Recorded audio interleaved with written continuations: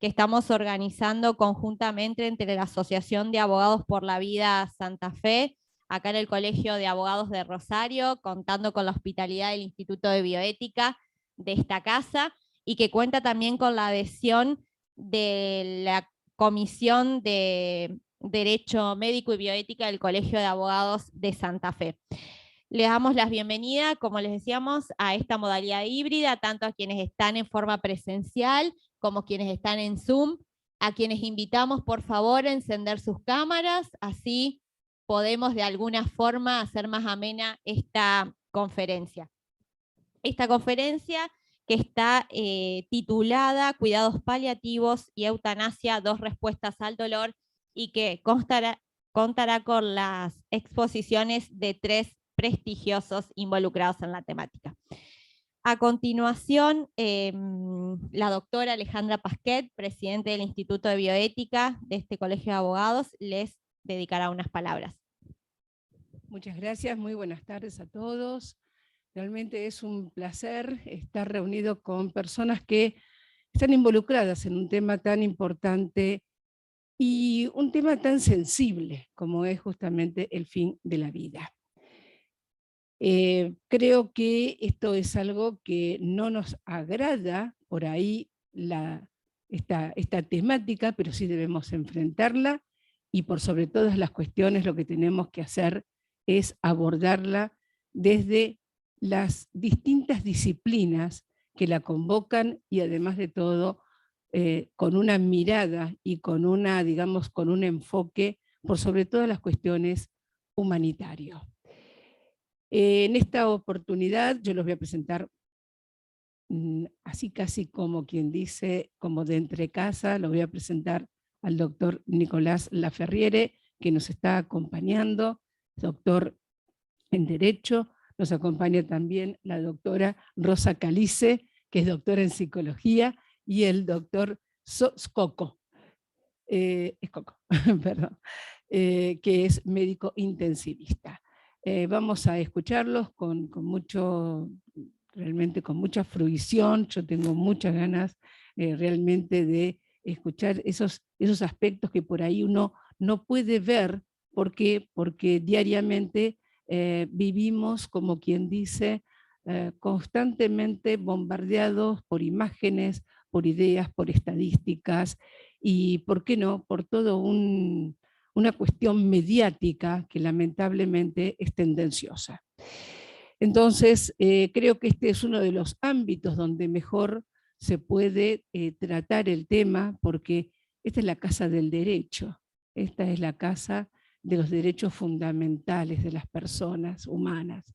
Y realmente nosotros queremos traer este tema para que justamente podamos ser partícipes de esta problemática, encontrarle también algunas, digamos, respuestas si es posible, y por sobre todas las cosas, poner esta problemática en forma de que sea algo visible.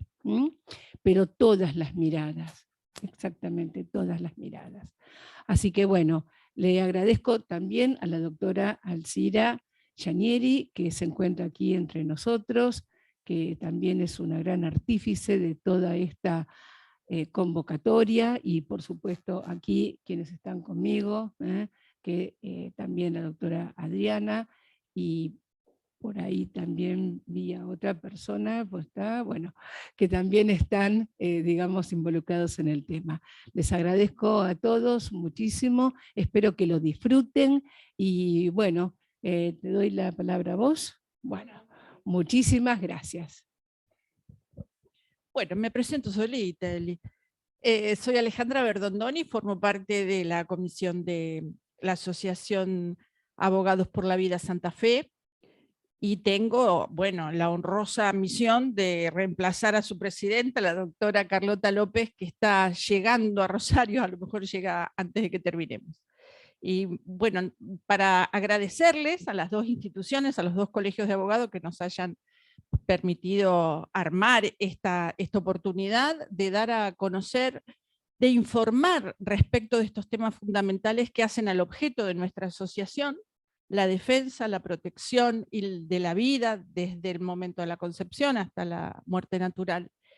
Y también la posibilidad de, a través de los conocimientos de estos profesionales que nos van a exponer ahora, poder ir formando una opinión, tener la otra cara de las cosas, para nosotros la verdadera, la que se ve sin intereses egoístas, la que se ve desde la ley, desde la Constitución, y la que se ve desde la naturaleza propia del ser humano. La asociación, nuestra Asociación Abogados por la Vida Santa Fe, pretende justamente difundir estas ideas, trabajar por el reconocimiento del derecho a la vida, de la defensa de una vida digna, igual que la muerte, y lo hacemos a través de esto, de estas ocasiones de dar doctrina, de dar conocimientos, y también participando muchas veces en el asesoramiento a instituciones que lo piden, en procesos judiciales o administrativos, cuando nos permiten la intervención, tanto en el país como en algunas organizaciones internacionales. Y esta también, entonces, es esta ocasión de asegurar nuestro objetivo.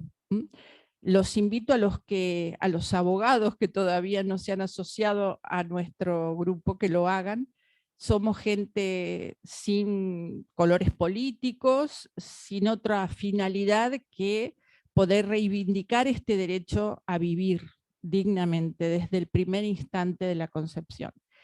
Y agradecerle obviamente a la doctora Elizabeth Vidal, porque se ha puesto todo esto al hombro. Ella viene desde la ciudad de Santa Fe en un día como el de hoy, de 30 y tantos, con lo cual es un mérito mucho más valioso que el mío, que vengo más cerca.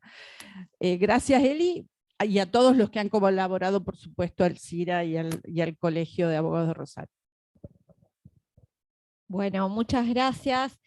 Antes de dar espacio a la conversación que vamos a tener con los disertantes, quiero mencionar que esta jornada ha recibido la salutación de parte del diputado provincial Nicolás Mayoraz, quien en su momento fue miembro fundador de nuestra asociación, y la diputada Natalia Armas Velavi, quien nos ha hecho llegar una nota de felicitaciones y agradecimiento y acompañamiento a su vez a la jornada, que no pueden ambos estar presentes, lamentablemente, porque se encuentran en sesión en este momento.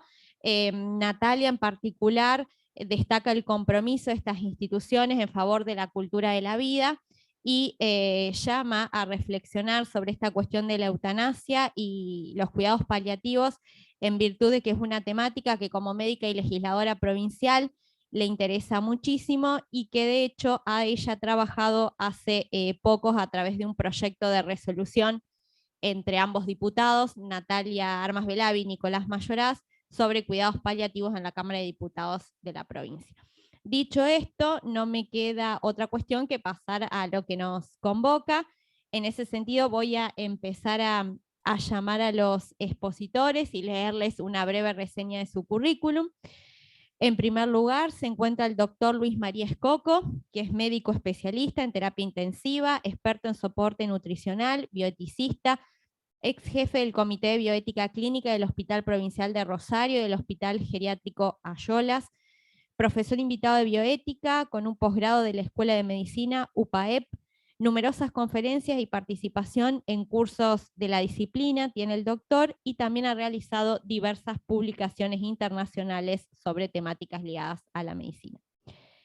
Jorge Nicolás Laferriere es abogado por la Universidad de Buenos Aires, es doctor en Ciencias Jurídicas por la Pontificia Universidad Católica Argentina, es director de Investigación Jurídica Aplicada y de la revista Prudentia Iuris de la Facultad de Derecho de la Pontificia Universidad Católica Argentina, es director del Centro de Bioética, Persona y Familia, es profesor titular ordinario de Derecho Civil de Abogacía de la Pontificia Universidad Católica Argentina, profesor también en la maestría en Ética Biomédica y de la especialización en Derecho de Familia de esa misma universidad. Es profesor adjunto regular de la Facultad de Derecho de la Universidad de Buenos Aires, profesor de la maestría en Filosofía del Derecho, también de esa universidad. Es director del proyecto IUS 2022-2024, el derecho ante la vulnerabilidad del paciente terminal, en la Facultad de Derecho de la UCA. Es miembro del proyecto de investigación Proyecto BR2-021A, análisis jurisprudencial dinámico de las fórmulas usuales sobre dignidad humana en el discurso de la Corte Interamericana de Derechos Humanos, también en la UCA. Es miembro del Instituto de Bioética de la Academia Nacional de Ciencias Morales y Políticas y miembro de la sección de Bioderecho del Instituto de Derecho Civil de la Academia Nacional de Buenos Aires. Asimismo, es autor de numerosas publicaciones sobre derecho y bioética en revistas nacionales y extranjeras, expositor en temas de derecho, bioética y familia en Argentina y también en el extranjero. Por último, pero no en un lugar menos importante, la tenemos a Rosa Calice, que es doctora en psicología, profesora en psicología, es presidente del Comité de Bioética Asistencial Hospitalario del Hospital Provincial de Centenario, de aquí en la ciudad de Rosario, es psicooncóloga del Servicio de Oncología y miembro del equipo de evaluación para trasplante de médula junto al Servicio de Hematología y de Trabajo Social del Hospital Provincial del Centenario. A cargo de la moderación de esta actividad estará la doctora Alicia Llaneri, así que bueno, invito a pasar a los 4.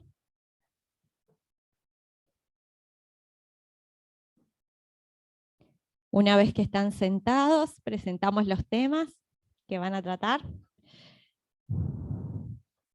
Sí, sí.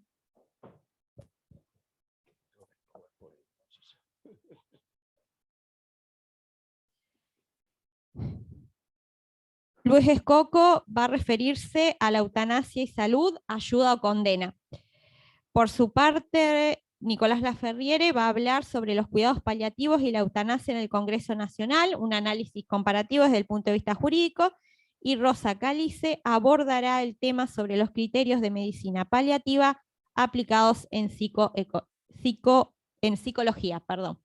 Queda entonces con ustedes el panel.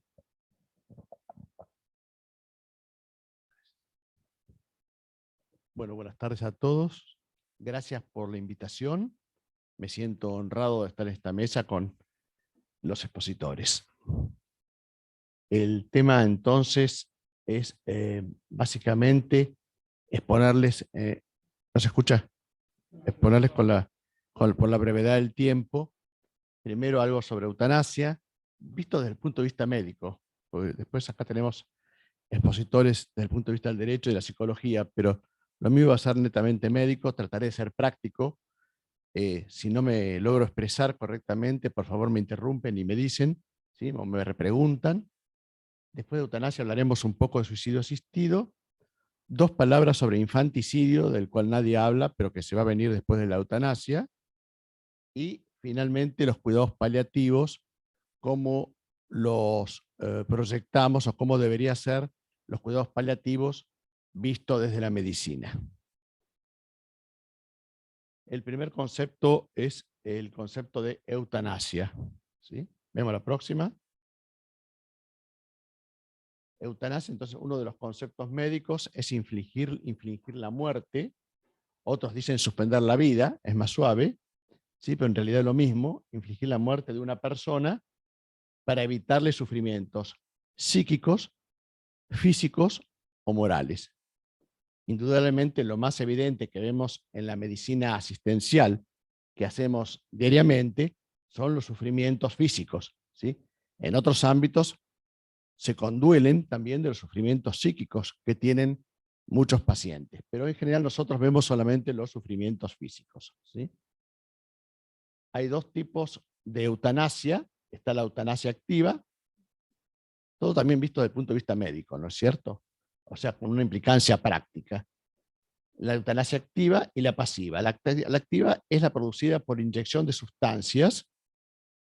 Ya vamos a ver algunas drogas, algunos remedios que se le pueden inyectar al paciente, o el cese, por ejemplo, de actos que lo llevan rápidamente a la muerte al enfermo, como es el cese del respirador. O lo apagan el respirador, que es un aparato grande que está al lado de la cama del enfermo en terapia intensiva o en la unidad coronaria, o lo apagan, o si no, lo camuflan poniéndolo en modo ventilación. No lo respira el paciente, solamente le entrega aire. Ojo con esa primera implicancia. Puede haber otros actos también, como son la oclusión del tubo de traqueostomía. A veces el paciente respira por un orificio en la garganta, hablando en criollo, y eso se ocluye disimuladamente y no se le permite al paciente que siga respirando. ¿Mm? Esa es una cuestión que a veces se suele ver, ¿sí? Y la otra, suspender medicaciones que sostienen al corazón o sostienen la presión arterial para que no se caiga. Entonces se usan remedios como una que se llama, la más común es la noradrenalina, que se hace en un suero al lado del paciente. El médico y los enfermeros son conscientes que si se cierra ese goteo, en un ratito sobreviene la hipotensión severa del enfermo, el bajón de presión terrible, o la muerte directamente por depresión del corazón. ¿Sí? La próxima.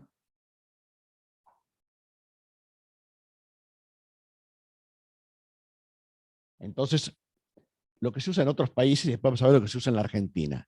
Ojo, es ilegal la eutanasia en la Argentina, pero estamos hablando ipso facto, donde se usa en casi todos los hospitales y sanatorios, por lo menos de Rosario, donde yo trabajo y donde estoy, ¿no? O he estado.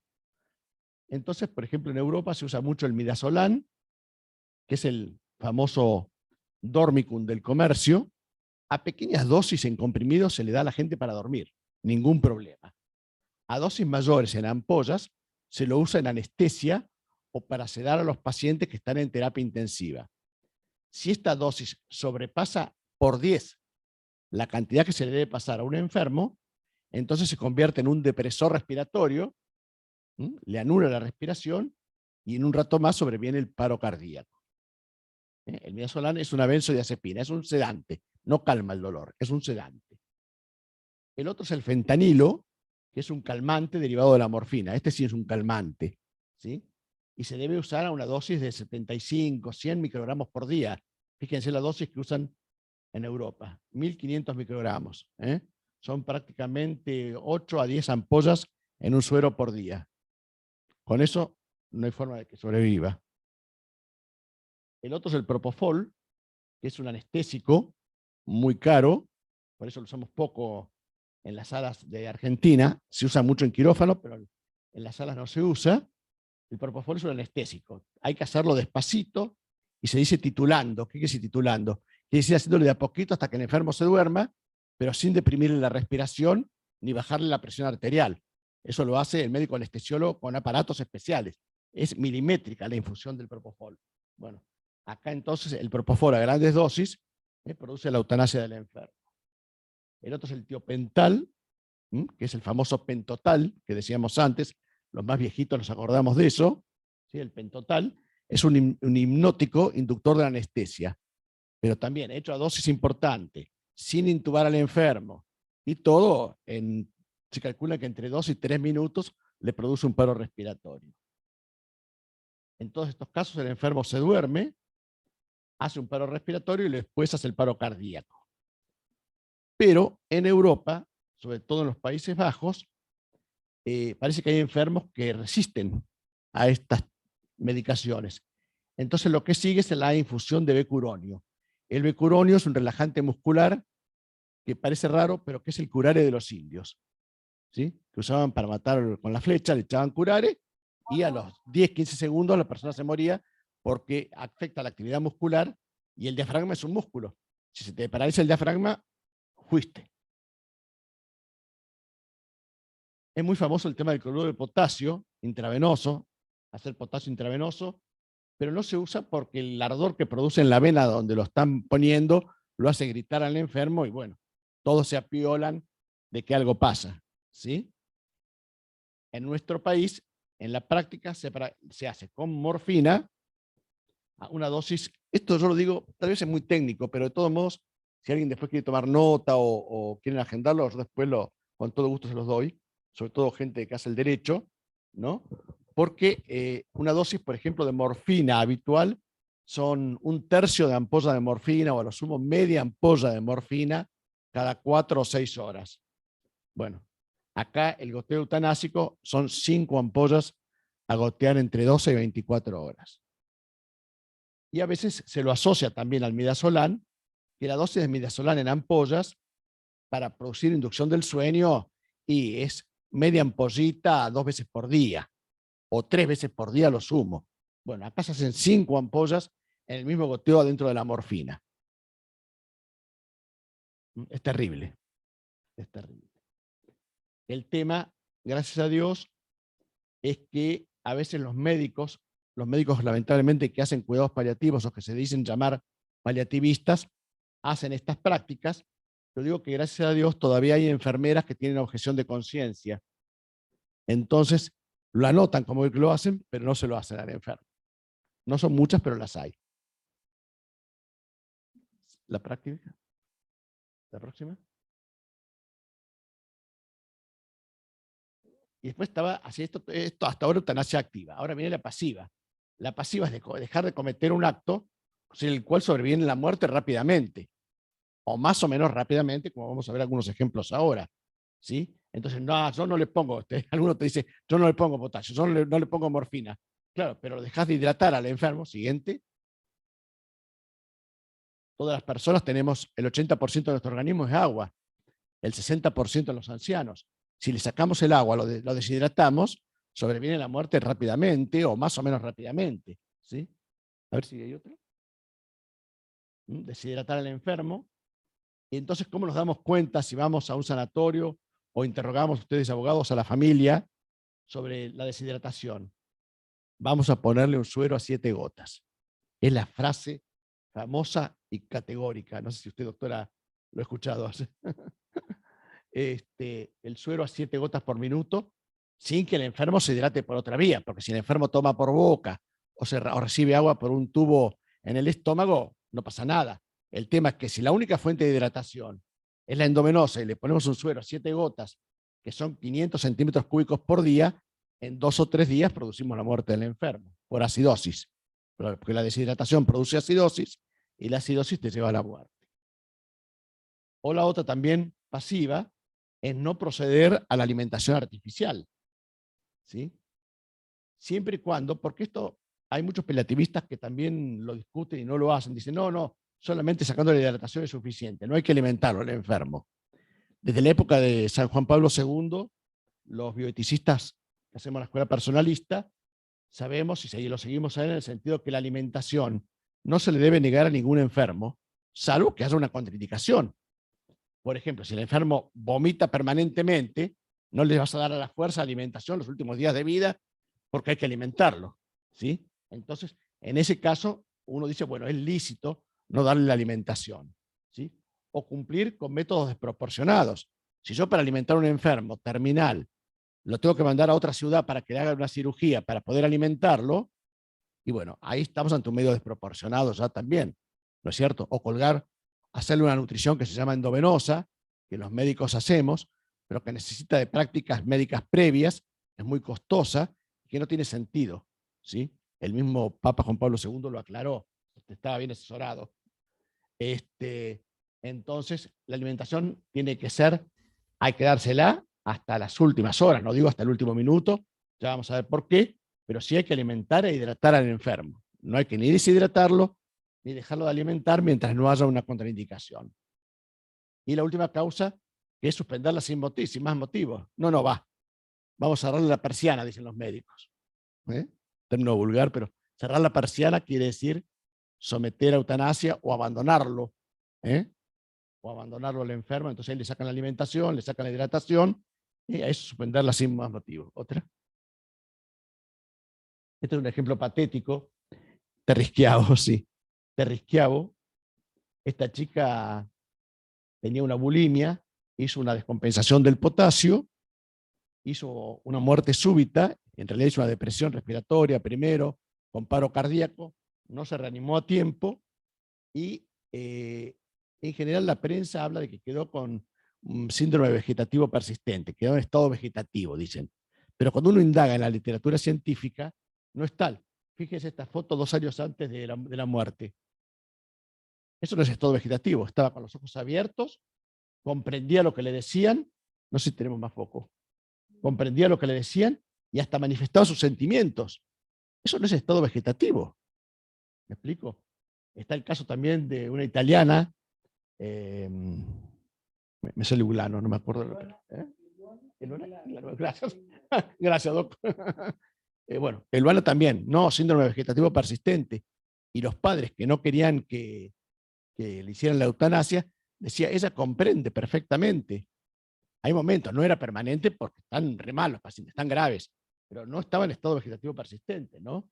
Y lo mismo con un chico Lambert de Francia, que también le hicieron, al final terminaron haciendo un gran debate que llegó hasta la Corte Suprema en Francia, le terminaron haciendo la eutanasia, decían que estaba en coma profundo, y los padres corroboraron, a través de su abogado defensor, que el chico había momentos del día donde se despertaba y se movía en la cama. Como decimos los médicos, no jugaba al ajedrez, pero tenía movimientos, ¿no? Y sin embargo, en la prensa y en todos lados, es que estaba en coma profundo. Mentira. Ojo, porque estamos cansados de ver casos de esos que en la literatura se le ponen motes según convenga. ¿Sí? La próxima. Y bueno, después viene un tema que en la Argentina, gracias a Dios, recién hablábamos con el doctor Nicolás, no se ve en la práctica, no hay demanda, dirían los economistas, ¿sí? Que es el suicidio asistido. Sin embargo, se lo está tratando de meter a través de la prensa y a través de algunos proyectos legislativos que meten el proyecto de eutanasia y de paso meten el tema de suicidio asistido. Eso es importado, porque no hay demanda de suicidio asistido en la Argentina. El suicidio asistido es provocar la muerte de forma planificada. Ahora después vamos a ver un poquito las diferencias con la eutanasia. Provocar la muerte en forma planificada, estando la persona despierta y lúcida al momento de la decisión. Yo me voy a Suiza y lo publican en todos lados. Yo me voy a Suiza para que me hagan el suicidio asistido. En la eutanasia no, en la eutanasia generalmente, si bien el enfermo puede dar una directiva anticipada, en general son los familiares y los médicos los que proceden a la decisión de la eutanasia. Ojo con el tema del suicidio asistido cuando venga a Argentina, porque va a llegar en algún momento, que está direccionado generalmente por personal no médico. En el suicidio asistido uno llama a un call center o va a una determinada dirección y no son los médicos los que indican las pastillas para suicidarse.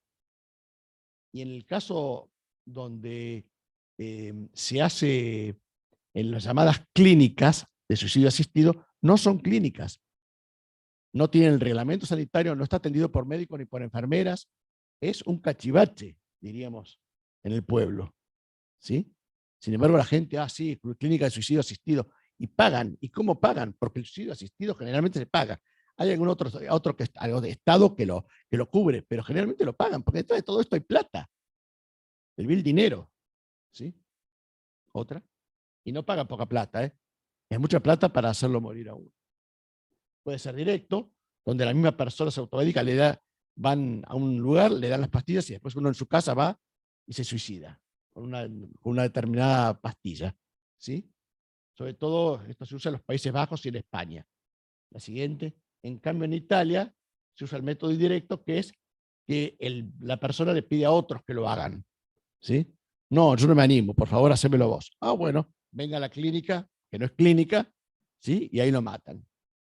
¿Sí? ¿Otra? De todos modos, quedan problemas por resolver.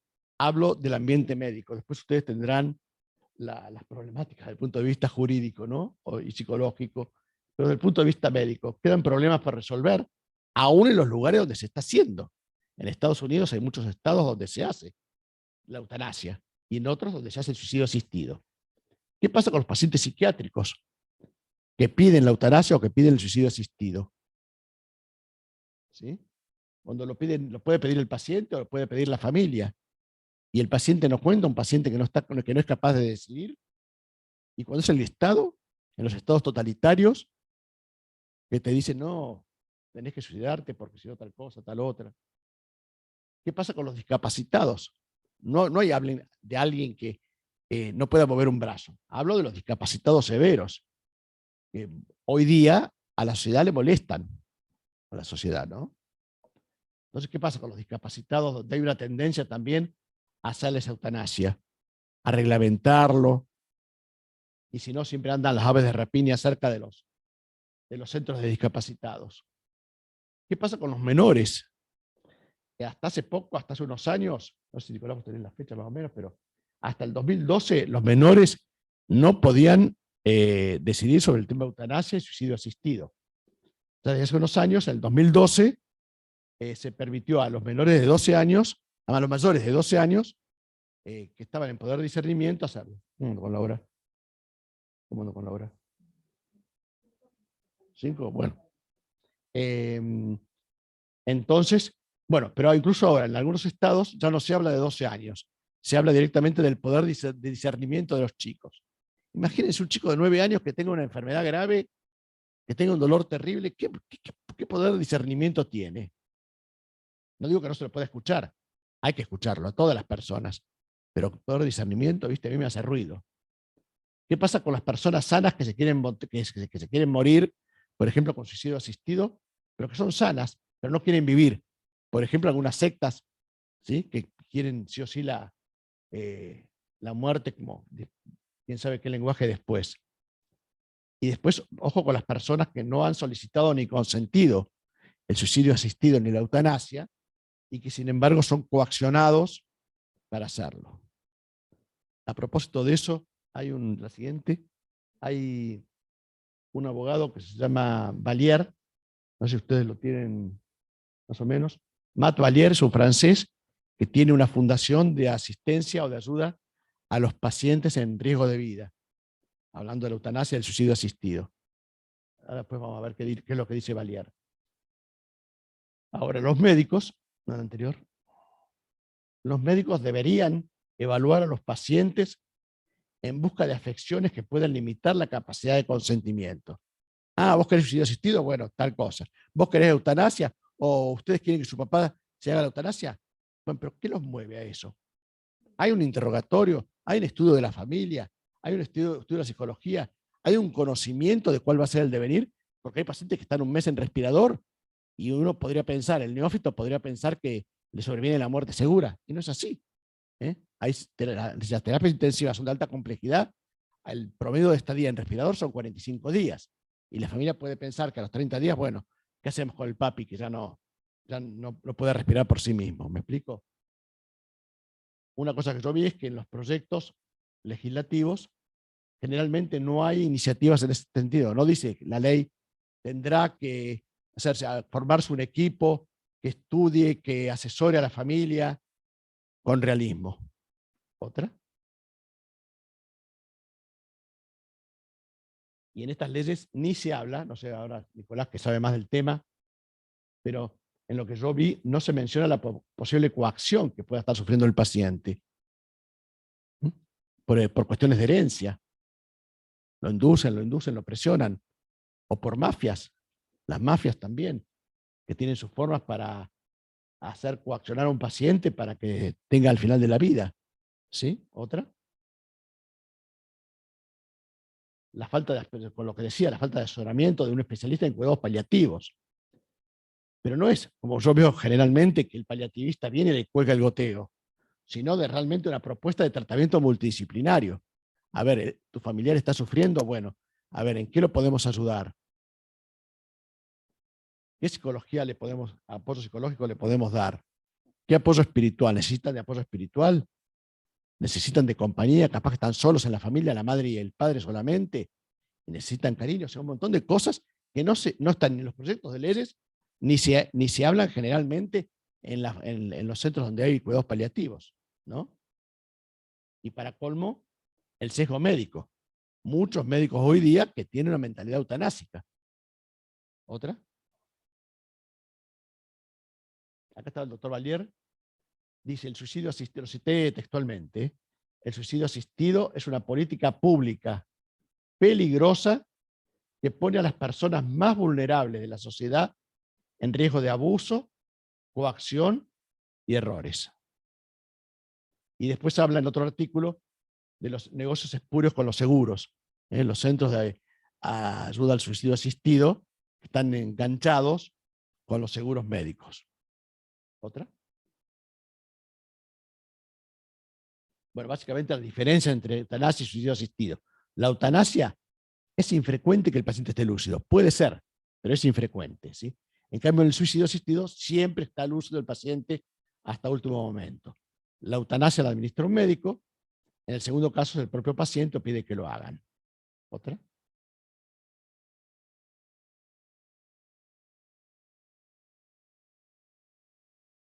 Lo interesante de esto es que en el suicidio asistido ya se está estudiando o hablando que el suicidio asistido no lo pueda decidir la persona, sino que también lo puede hacer la familia. Y no conozco que se haga en la Argentina suicidio asistido. ¿Otra? ¿Otra? Vamos hasta la 28, vamos. Por favor, que no me queda tiempo. De la 21 hasta la 28. ¿Lo tenés ahí con número vos? Bueno, dale. No, es eso de los países. Esto es el infanticidio, ¿eh? Mientras que ella saltea todas las que se hablan de los países. Son 7 más o menos que se hablan de los países. Exactamente, muy bien, brillante. El infanticidio, ojo con el infanticidio, porque después de la eutanasia viene el infanticidio, que es la muerte de los niños, pero en realidad, hoy por hoy, el infanticidio es la muerte de los niños recién nacidos. ¿Cuál es el caso típico que se lee? Porque acá en la Argentina nunca lo vi. Es el chico, por ejemplo, que nace Down y que el mismo médico no se dio cuenta antes de nacer y entonces lo mata al bebé. Generalmente sin decirle nada a los padres, y sale y le dice, bueno, su nene nació muerto. ¿Sí? Esto que parece raro y aterrador, en Estados Unidos hasta el 2021 se estimaba 44.000 infanticidios totales. Es terrible, ¿no? Incluso hay un caso en Europa que los médicos no le dijeron nada a los padres y bueno, ahora se están ganando un flor de juicio, ¿no? Bueno, ahora para finalizar, ¿cómo deberían ser los cuidados paliativos desde mi punto de vista? Para aquellos enfermos con patologías incurables o no, congénitas, con deformaciones corporales importantes. Ya no es sinónimo cuidados paliativos de paciente con cáncer, ¿sí? Muchas veces pacientes sufrientes, oncológicos o no, ¿sí? Y el paciente agonizante, que es el paciente que le faltan horas o 2 o 3 días para morir. En los médicos hablamos de agonía en ese sentido. Un paciente puede ser terminal, con un terrible cáncer con metástasis, pero está despierto, tiene dolores, pero no son intolerables, ¿sí? Llega un día en que ese paciente tiene dificultad para respirar, le baja la presión, entra en coma, ahí entonces entramos en una fase de agonía. La siguiente. Los centros de cuidados paliativos deben ser lugares humanizados, con cariño para las personas que atender. Tienen que tener capellanes y pastores de otras religiones, tienen que ser confortables, limpios y dignos, y deben tener preferentemente apoyo del Estado y apoyo de las iglesias en general. ¿Sí? Otra. Debe tener personal especializado. No podemos tener un centro, todo esto lo digo porque conozco lugares, ¿no? Donde 2 personas de buena voluntad que cobran 4 planes tienen un centro de paliativos que, Dios mío, la mugre, ¿qué es eso? Y no hay ningún especialista, ¿no? Tiene que ser multidisciplinario y fundamentalmente tienen que tener vocación de servicio. Porque no es fácil estar 6 u 8 horas todos los días con gente sufriente o sumamente deformada, ¿sí? Entonces hay que tener vocación de servicio. ¿Otra? No debe ser un lugar oculto al mundo, no es el basurero de la sociedad, y no es un centro ni para asesinar, ni para hacer eutanasia, ni infanticidio, ni suicidio asistido. Un centro de cuidados paliativos no debe ser eso. ¿Otra? Nos han formado y hemos jurado defender la vida. Los médicos pretendemos a veces curar, frecuentemente aliviar a los enfermos, y siempre debemos consolar, ¿sí? No creérnosla de que después de Dios venimos nosotros, como decimos los médicos. ¿Otra? Bueno, muy bien. Muchas gracias.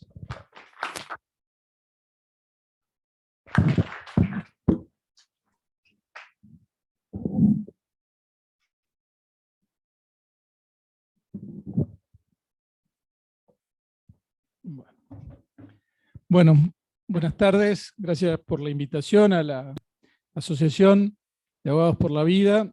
la vi nacer con amigos muy entrañables, especialmente Elizabeth Vidal, con quien trabajamos hace muchísimos años juntos.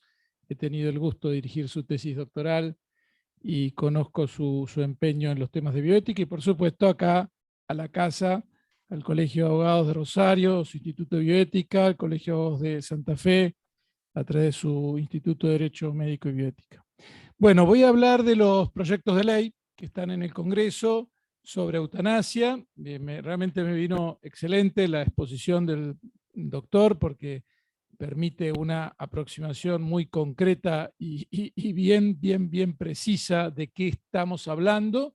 Y yo voy a presentar qué se está discutiendo o se va a discutir en el Congreso, y haré alguna referencia entonces también a la comparación con la Ley de Cuidados Paliativos que se sancionó, la 27.778. Muy bien. En el Congreso de la Nación existen varios proyectos de ley, concretamente en la Cámara de Diputados, 5 proyectos de ley con estado parlamentario que proponen la legalización de la eutanasia y el suicidio asistido. Estos proyectos de ley se caracterizan por utilizar una terminología común que generalmente viene de la ley española. Las modalidades que autorizarían aplicar la eutanasia, el suicidio asistido, las causales serían enfermedad grave e incurable o padecimiento grave, crónico e imposibilitante. Vamos a ver cómo lo describen. Enfermedad grave e incurable, acá se abren dos variantes. Un grupo de proyectos lo describe como una situación de terminalidad, o sea, grave e incurable, enfermo terminal. No dice cuánto un pronóstico, pero bueno, habitualmente 3 meses, 6 meses, 1 mes, puede variar. No dice cuánto, pero es claramente terminal. El otro grupo, bajo grave e incurable, ubica una doble situación. Una situación de enfermedad grave e incurable que le genera un sufrimiento que el paciente estima intolerable. Entonces, en la redacción de esto, nos apartamos de la terminalidad y entramos en una visión un poco más subjetiva. O sea, es el propio paciente el que percibe una situación de sufrimiento intolerable, lo cual abre la puerta a muchísimas situaciones psiquiátricas u otras que no estarían si fuera solo terminal. ¿Me siguen? Entonces, allí hay un primer tema. De acuerdo a la opción que se discuta, sería más o menos amplio el margen o mejor dicho, la casuística abarcada por la ley. En segundo lugar, el padecimiento grave, crónico, imposibilitante, existe bastante acuerdo en cómo está redactado, y siempre se trata de pacientes que están sufriendo una limitación física. Imaginemos una postración, porque no pueden, tienen una gran, disminución de su capacidad de movilidad, y un sufrimiento que se percibe como intolerable.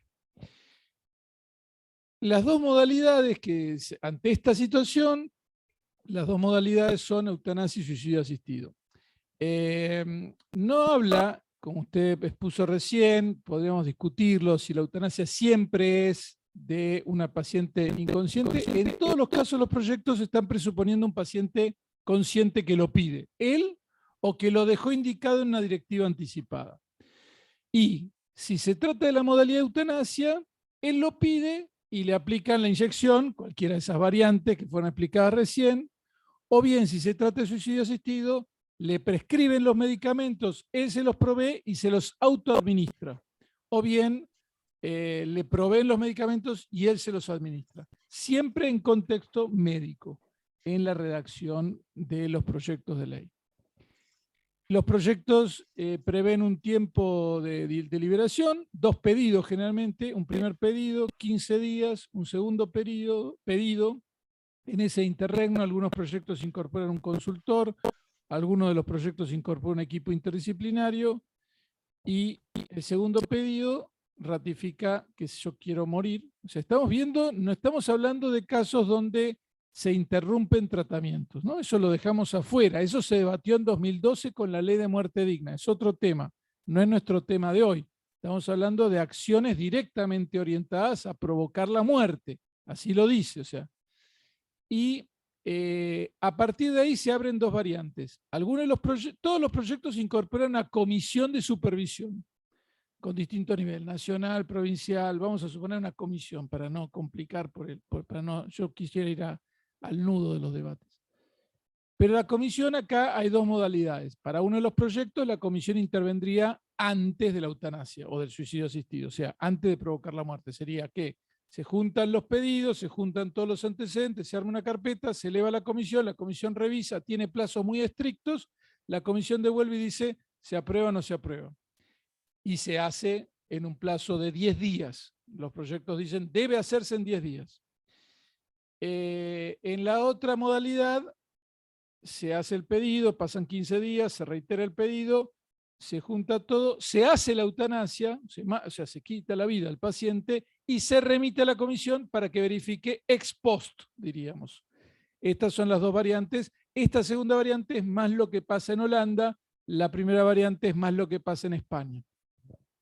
Bien, después los proyectos contemplan la objeción de conciencia, con bastantes limitaciones, siguen un poco la redacción de la ley de aborto. Algunos de los proyectos pretenden sancionar a los médicos que se negaren.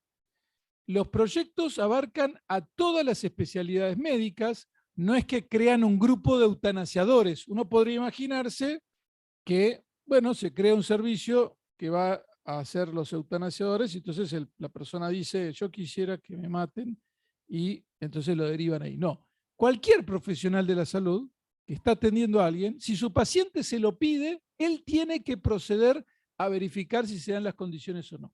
O sea, puede ser el oncólogo, puede ser no un pediatra, porque bueno, algunos de los proyectos contemplan a menores, solo 2 creo, los otros no, pero cualquier profesional. Entonces puede ser que trabaja enfermedades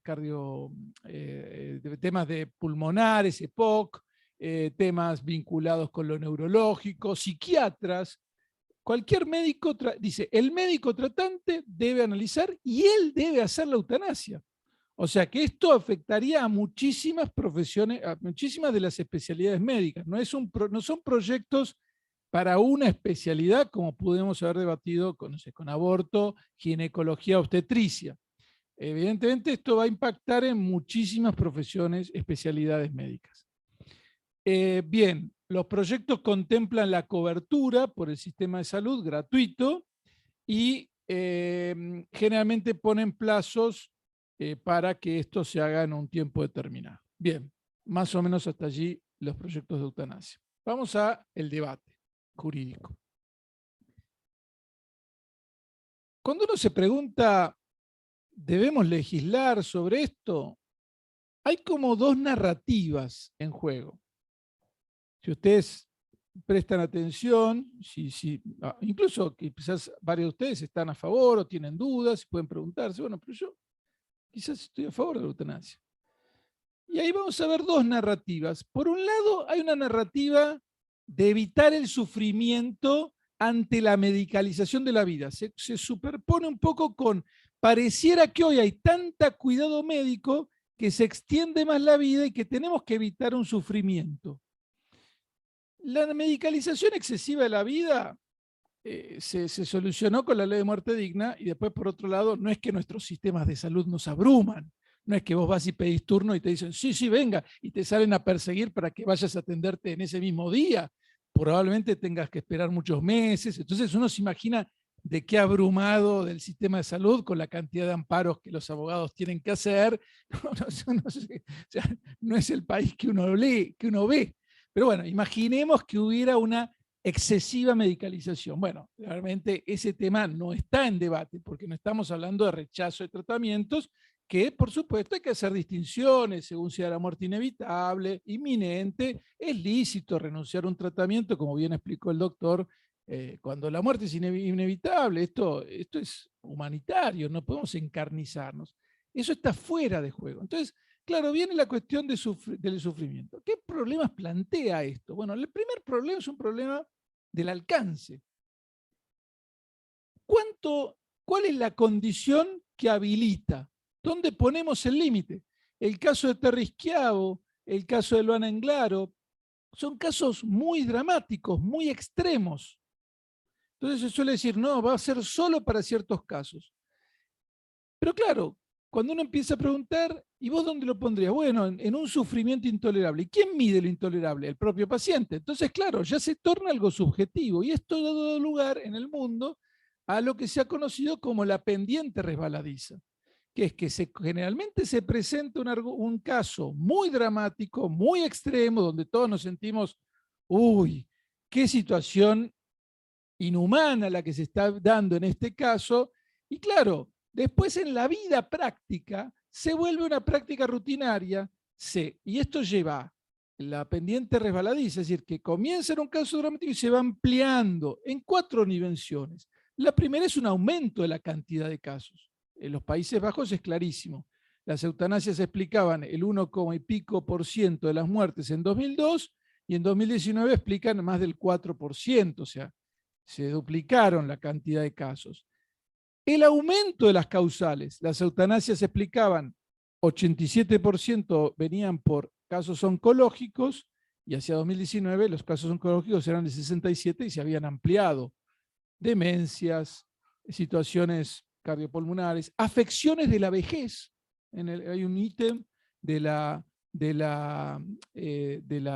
causales de los Países Bajos que es afecciones de la vejez. Es decir, segundo, aumenta la cantidad de casos, aumenta la expansión de las causales.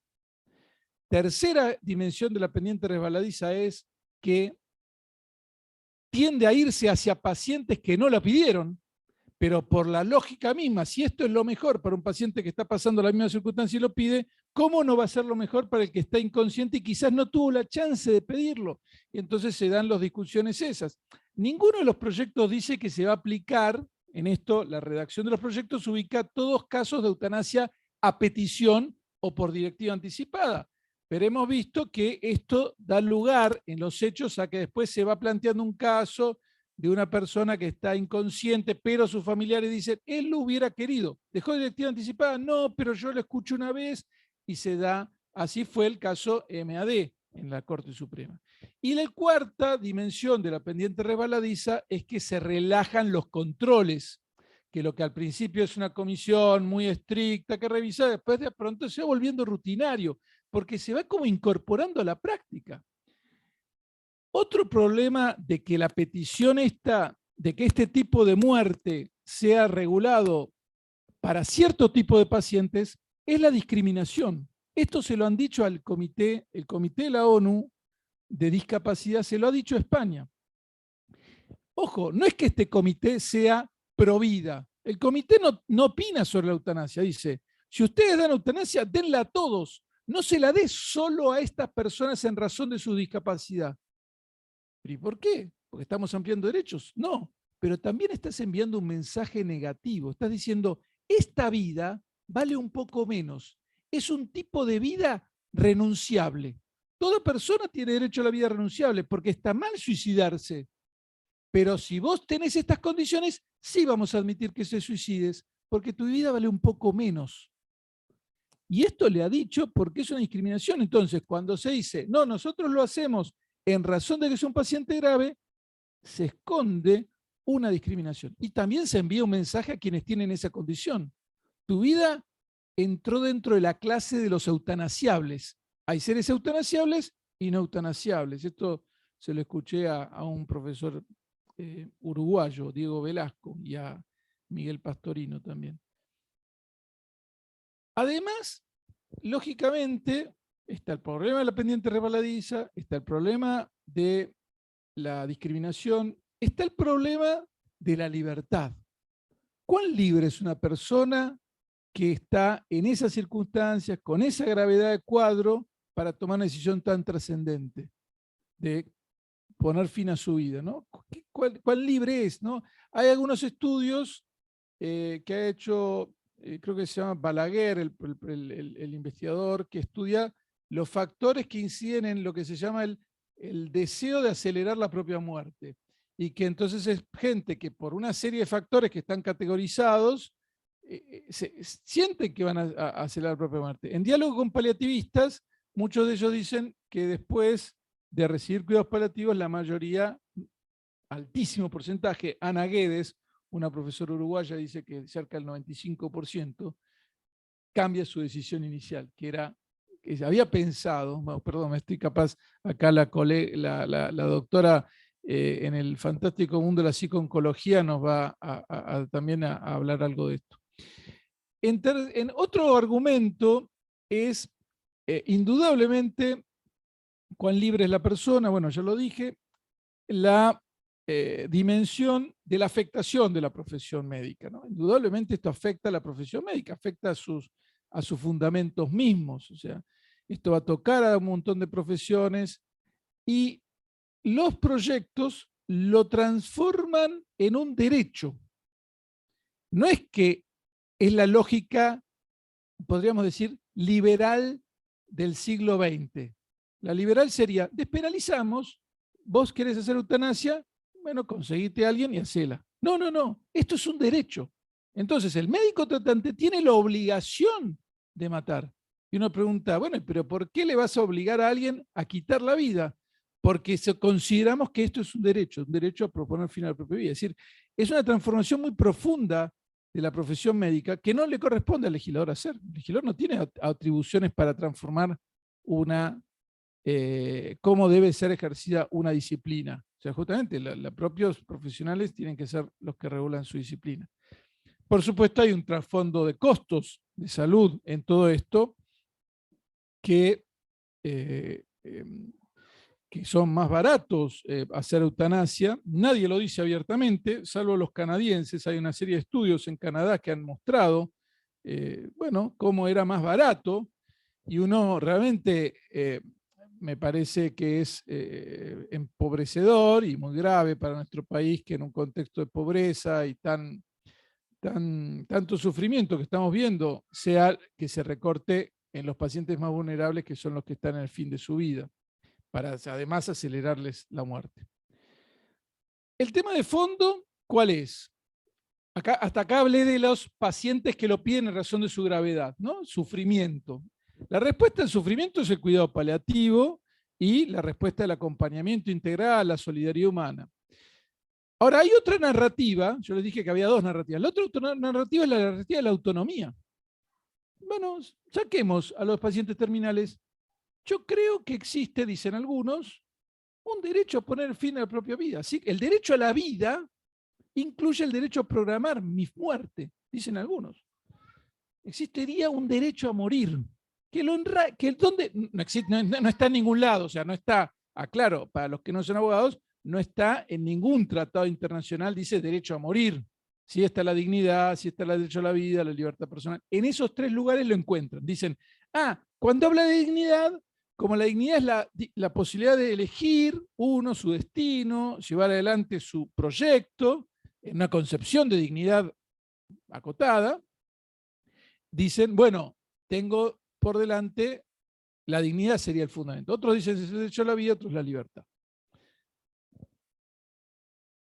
A ver, es difícil cuando hay diferencias antropológicas tan grandes, ¿no? Es una crisis muy grande la que enfrentamos. Quizás hay alguno de ustedes que pueda decir, ¿por qué la vida es un bien? ¿Por qué la vida es un bien? ¿Siempre es un bien la vida?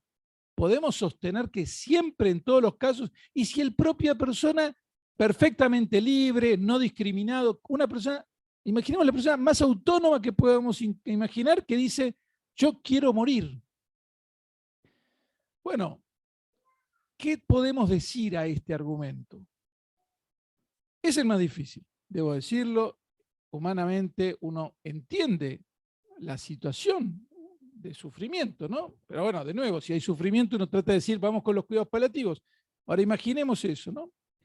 Bueno, yo creo en primer lugar que la vida es un bien. O sea, nuestro derecho, nuestra forma social, nuestra manera de ser en sociedad incluye ciertos bienes. Y uno fundamental es la vida es un bien. Lo tenemos todos los días, nos obligan a usar cinturón de seguridad. Nos obligan a usar cascos si vamos en moto. Tuvimos que usar mascarillas. O sea, todo eso porque hay un bien, que es la vida. Consideramos disvalioso que alguien omita el auxilio si está en condición de salvar a otro y no lo salva. Es un delito. o consideramos disvalioso que alguien instiga a otro al suicidio. La vida es un bien. Morir es la privación de un bien. Morir es un mal. Eso es la privación de un bien. Por supuesto, puede ser que sea tan desesperante la situación personal que uno imagine quisiera morir. Pero justamente en ese momento, la sociedad, a la persona que pierde las razones para vivir, lo que menos puede hacer es dejarla a su suerte.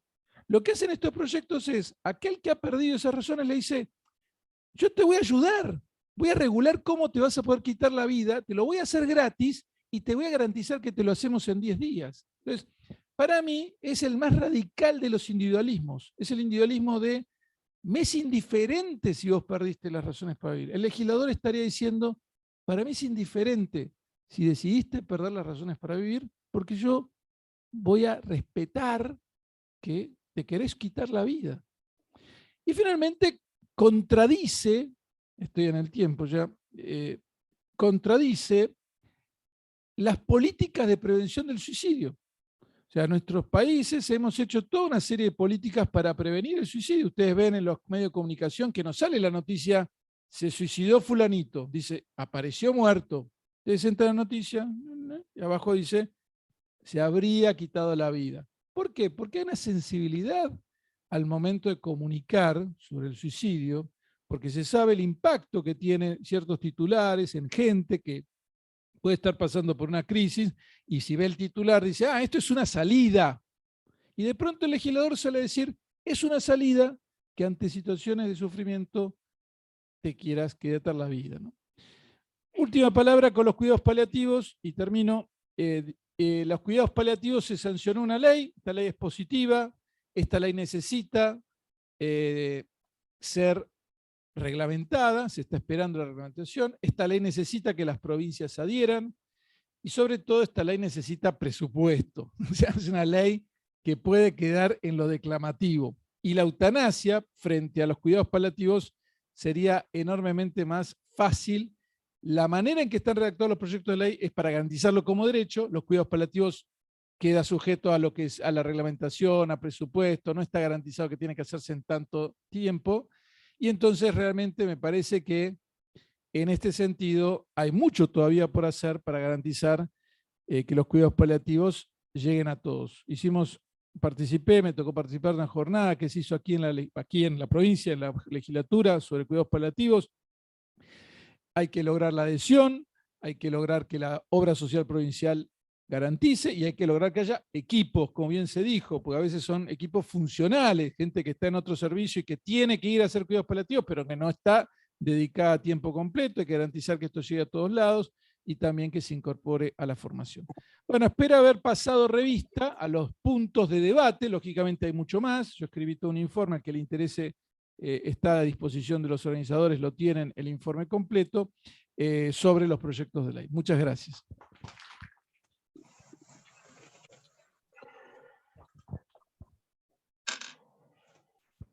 Buenas tardes a todos. Muchas gracias también al comité organizador de esta conferencia interdisciplinaria de cuidados paliativos y eutanasia.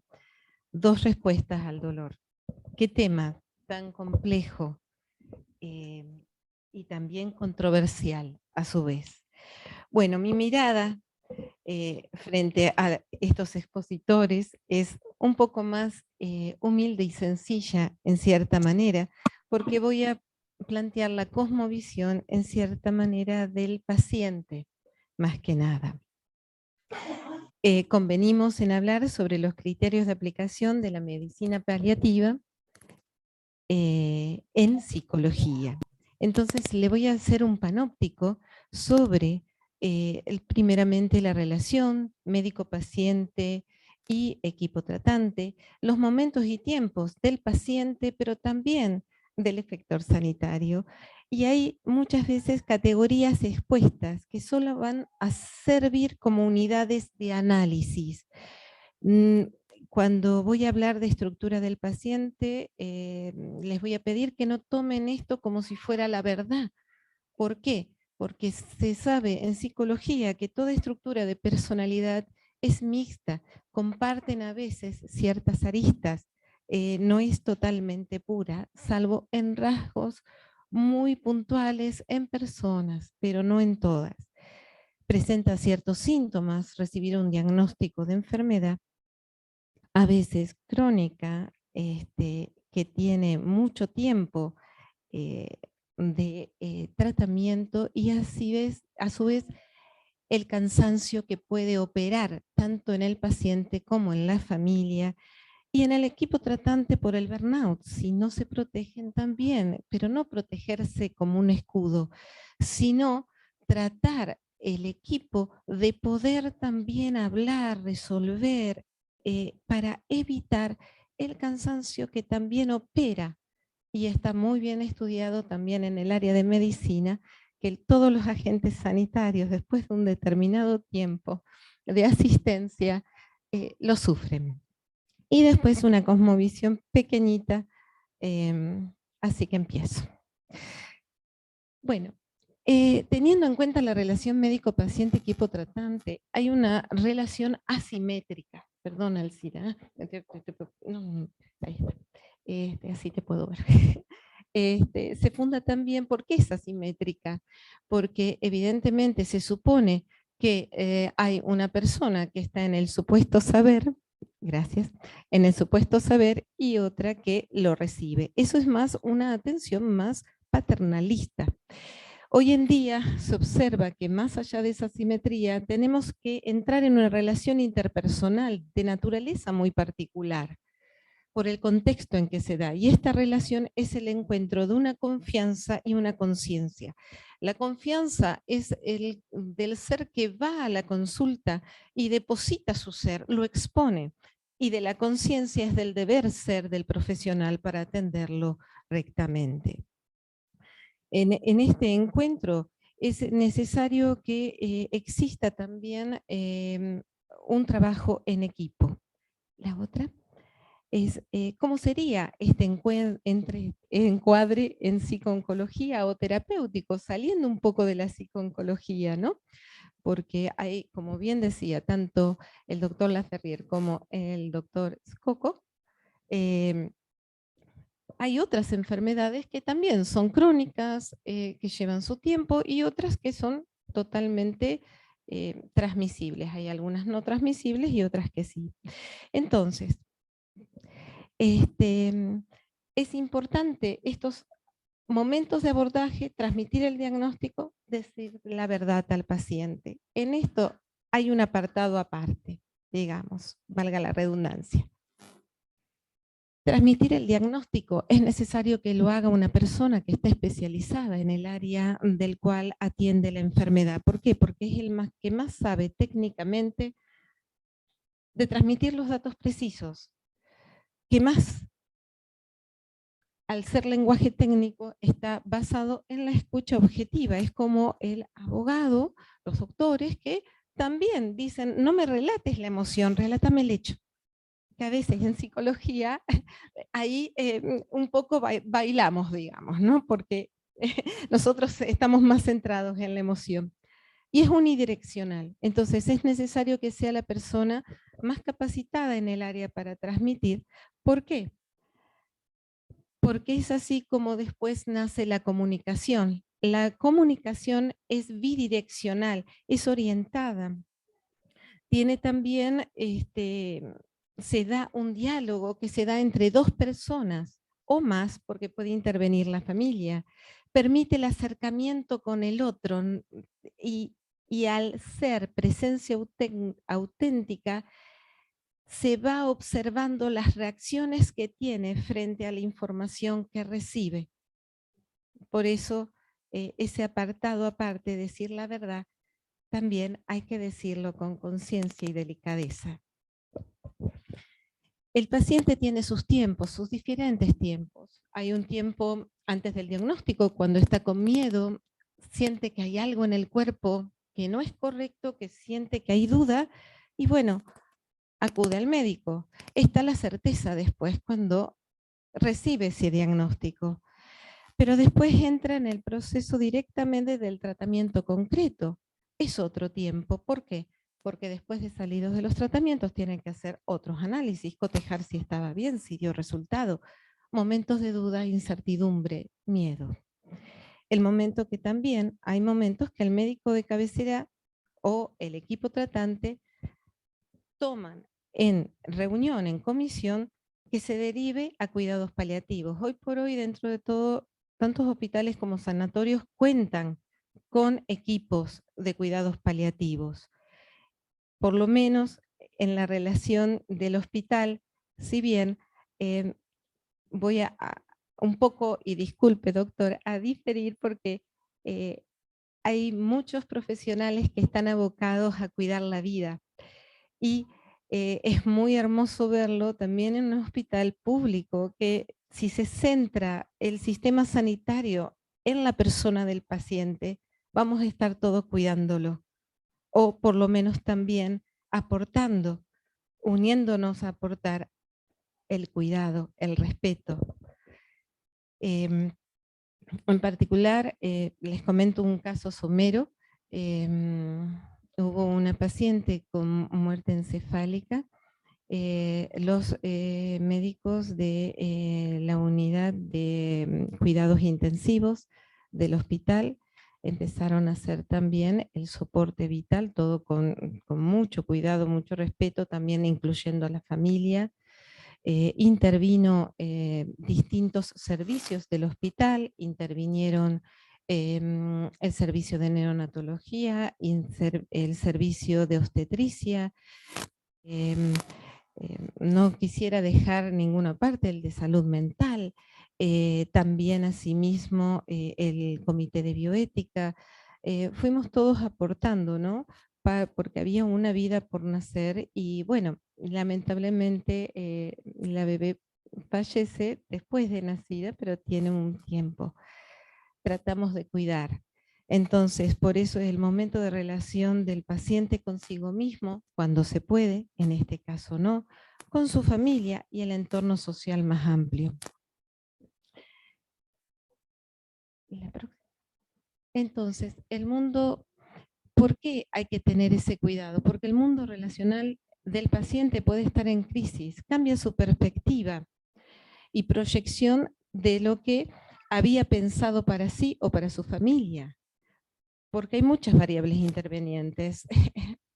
De allí también su complejidad, no solamente subjetiva del propio sujeto, sino del propio ser que se encuentra en la cama de un hospital y su proyección laboral o familiar está interrumpida. Entonces,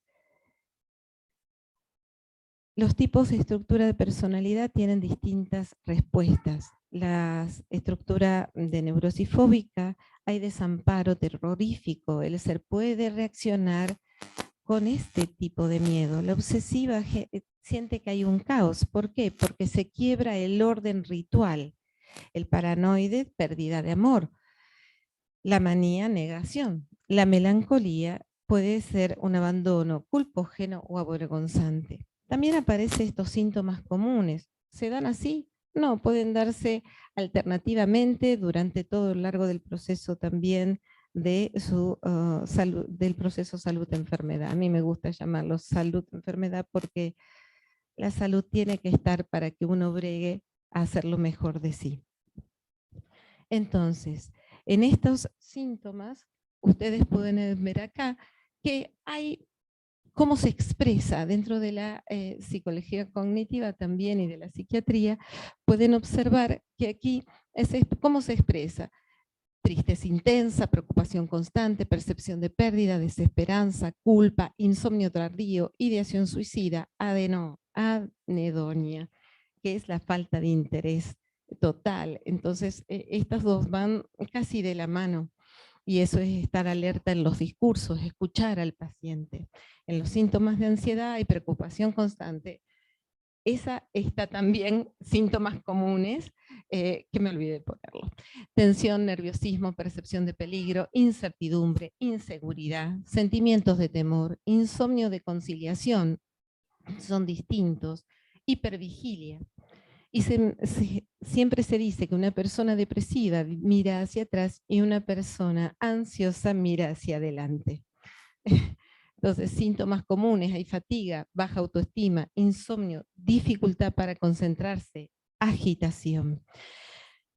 Entonces, este mundo en crisis que puede entrar tanto en el entorno familiar como del paciente mismo, puede desgastar intelectualmente la energía emotiva del paciente y la familia. ¿Por qué?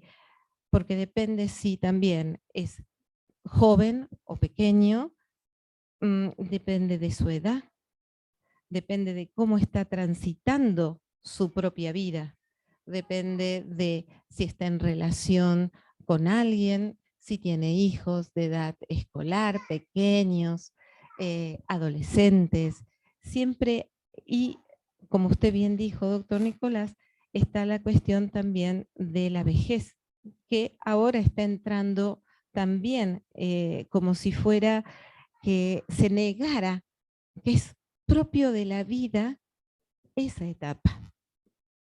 Entonces, para estar atentos, las respuestas emocionales del paciente y familia, puede haber un mecanismo de negación, esperanza, conspiración de silencio, sobreprotección, exceso de realismo, infantilización, aislamiento social.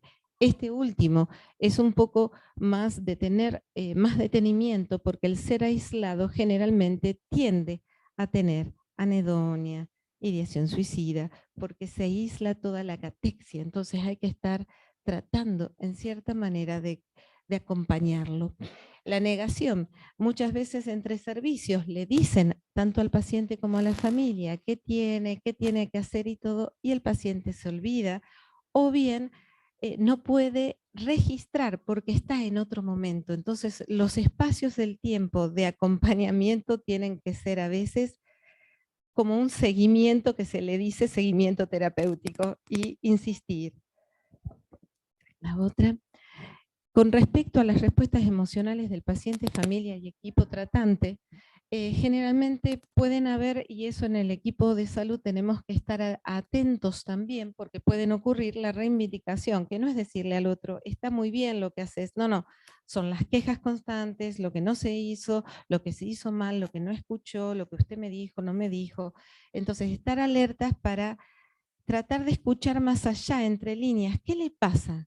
¿Por qué está quejoso? Y si uno le da el espacio para aclarar las dudas, es lo más importante, no dejarlas, porque el problema se genera cuando uno no le da tiempo suficiente a poder escuchar.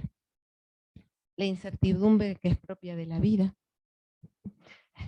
el sentimiento de incapacidad que muchas veces por estar en el hospital no se pueden mover libremente, y a veces sentimientos de culpa dentro de la familia, los secretos familiares que hay que respetarlos, pero a veces hay un excesivo también compromiso en querer atender y todo, y bueno, hay algo que podemos habilitar para que pueda sanear esa relación en lo posible si están las dos partes interesadas o los demás. ¿Cómo vamos de tiempo? Perdón. Bien. Entonces, el esquema, no sé si es la otra. Bien, decir la verdad, decíamos, ¿no? Ya va a venir.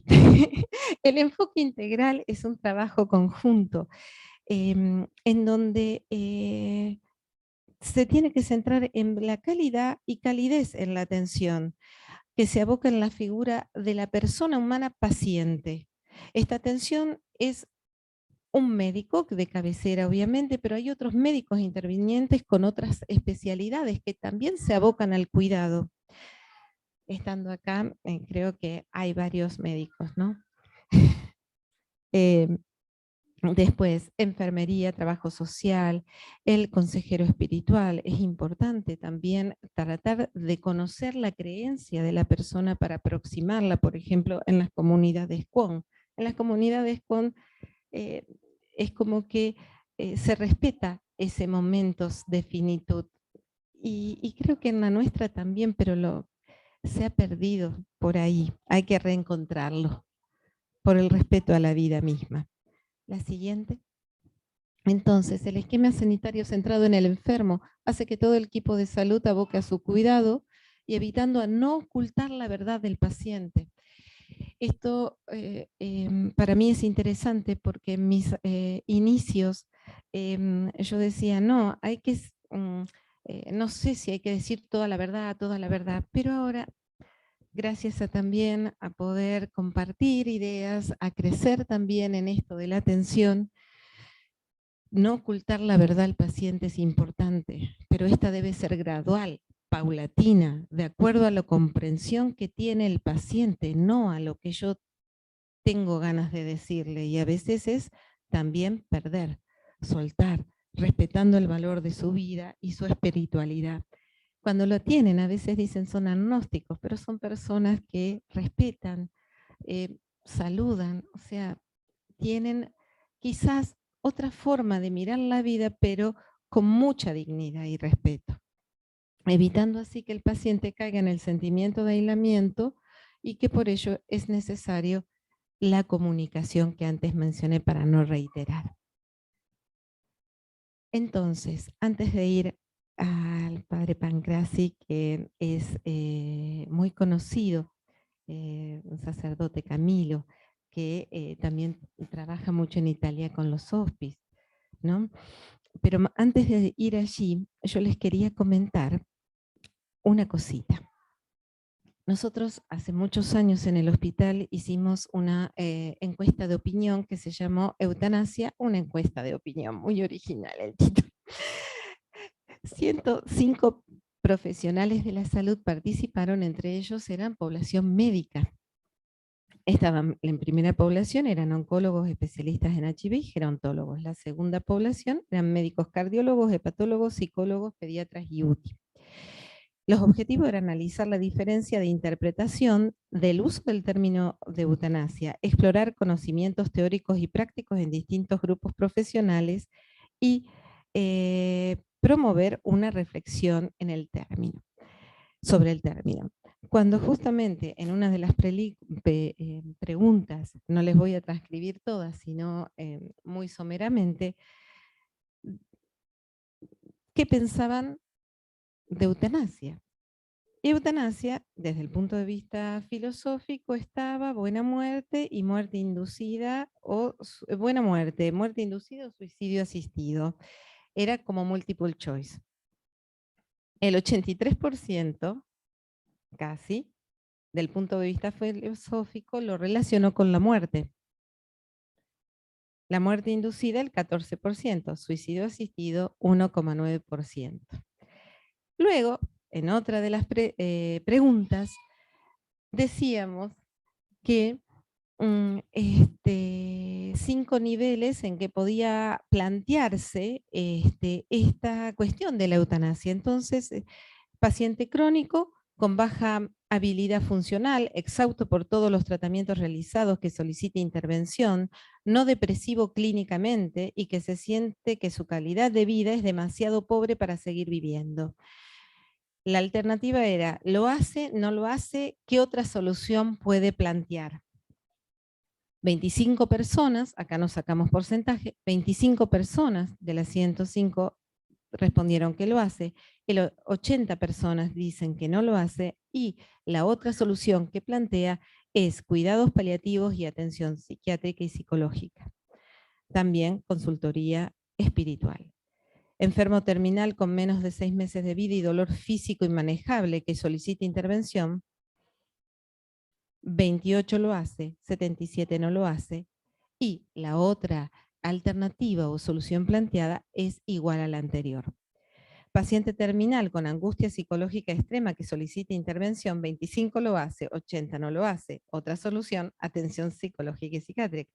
Paciente terminal con menos de 6 meses de vida, con dolor físico inmanejable y disminución de su capacidad intelectual, donde la familia solicita intervención, 15 lo haría, 90 ya no lo haría.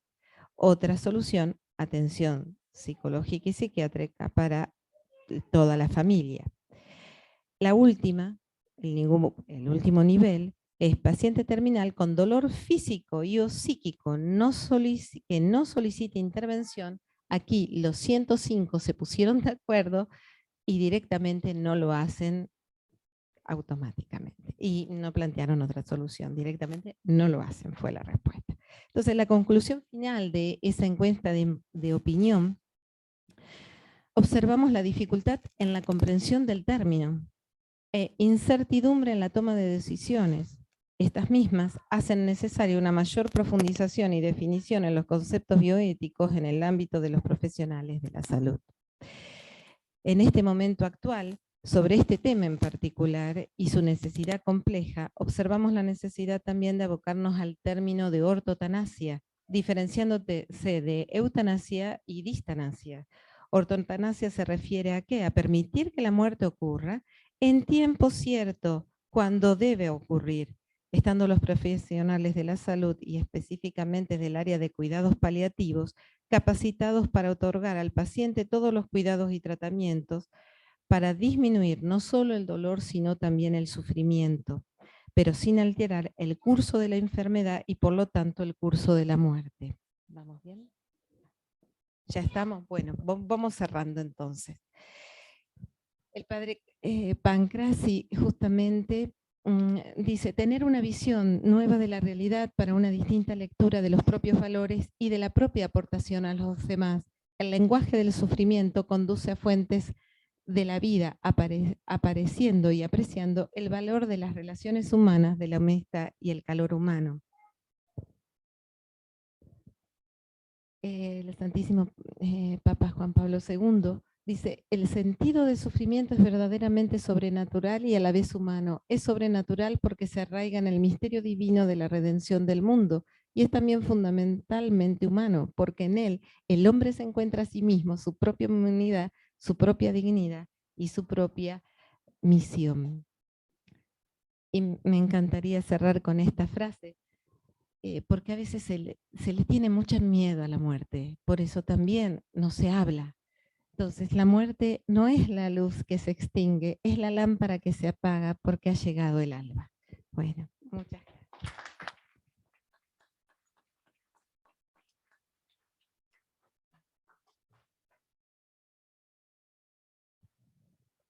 Quedamos para los que quieran hacer alguna pregunta, los expositores, lo dejamos a criterio de alguno que le interese alguna pregunta, alguna duda que le quedó.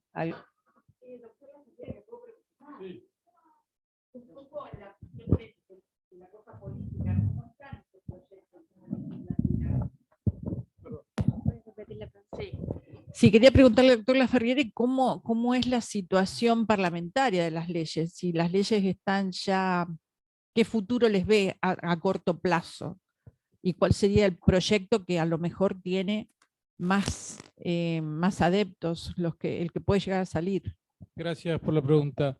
Existen proyectos también en el Senado, lo que pasa es que los del Senado son réplica de algunos diputados que eran diputados en 2021 y que son senadores en 2022.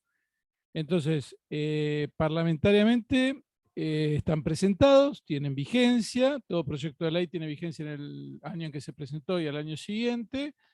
En la Comisión de Salud de Diputados, en el mes de agosto, un grupo de diputados y diputadas planteó un pedido de tratamiento bajo un artículo reglamentario que dice que creo que cuando un determinado porcentaje, los integrantes de una comisión, pide que un tema se trate, la presidencia de esa comisión lo tiene que traer a debate. Entonces, haciendo uso de ese artículo de reglamento, que no lo usan nunca, porque sabemos bien que, que le genera un problema político a la presidencia de la comisión, hubo un grupo de diputados que lo planteó en agosto. Coincidió con un momento donde hubo una serie de problemas con las prestaciones para personas con discapacidad, y tuvo un debate, el presupuesto, los ajustes. Entonces la cosa quedó allí.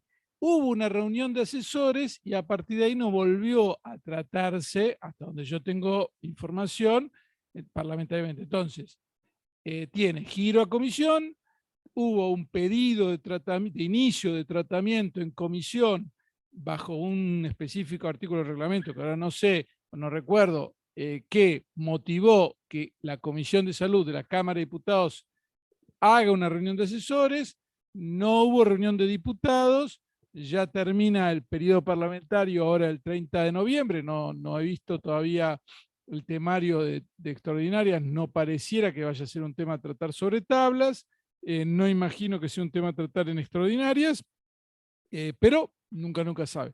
En todo caso, tienen estado parlamentario, los proyectos 2021 perderían estado parlamentario en el 28 de febrero de 2023, los proyectos presentados en 2022 recién en febrero de 2024, o sea que todo el año que viene podríamos imaginar que haya algún tratamiento. Y después, los firmantes de los proyectos pertenecen a los dos, o sea, hay diputados y diputadas de los dos grupos mayoritarios, de los dos bloques parlamentarios mayoritarios, que también estarán divididos en su interior en posiciones contrarias o favorables a los proyectos de manera transversal. No tengo claro cuál será la división política. No estoy haciendo el seguimiento parlamentario. Pero bueno, no sé si ahí más o menos respondo.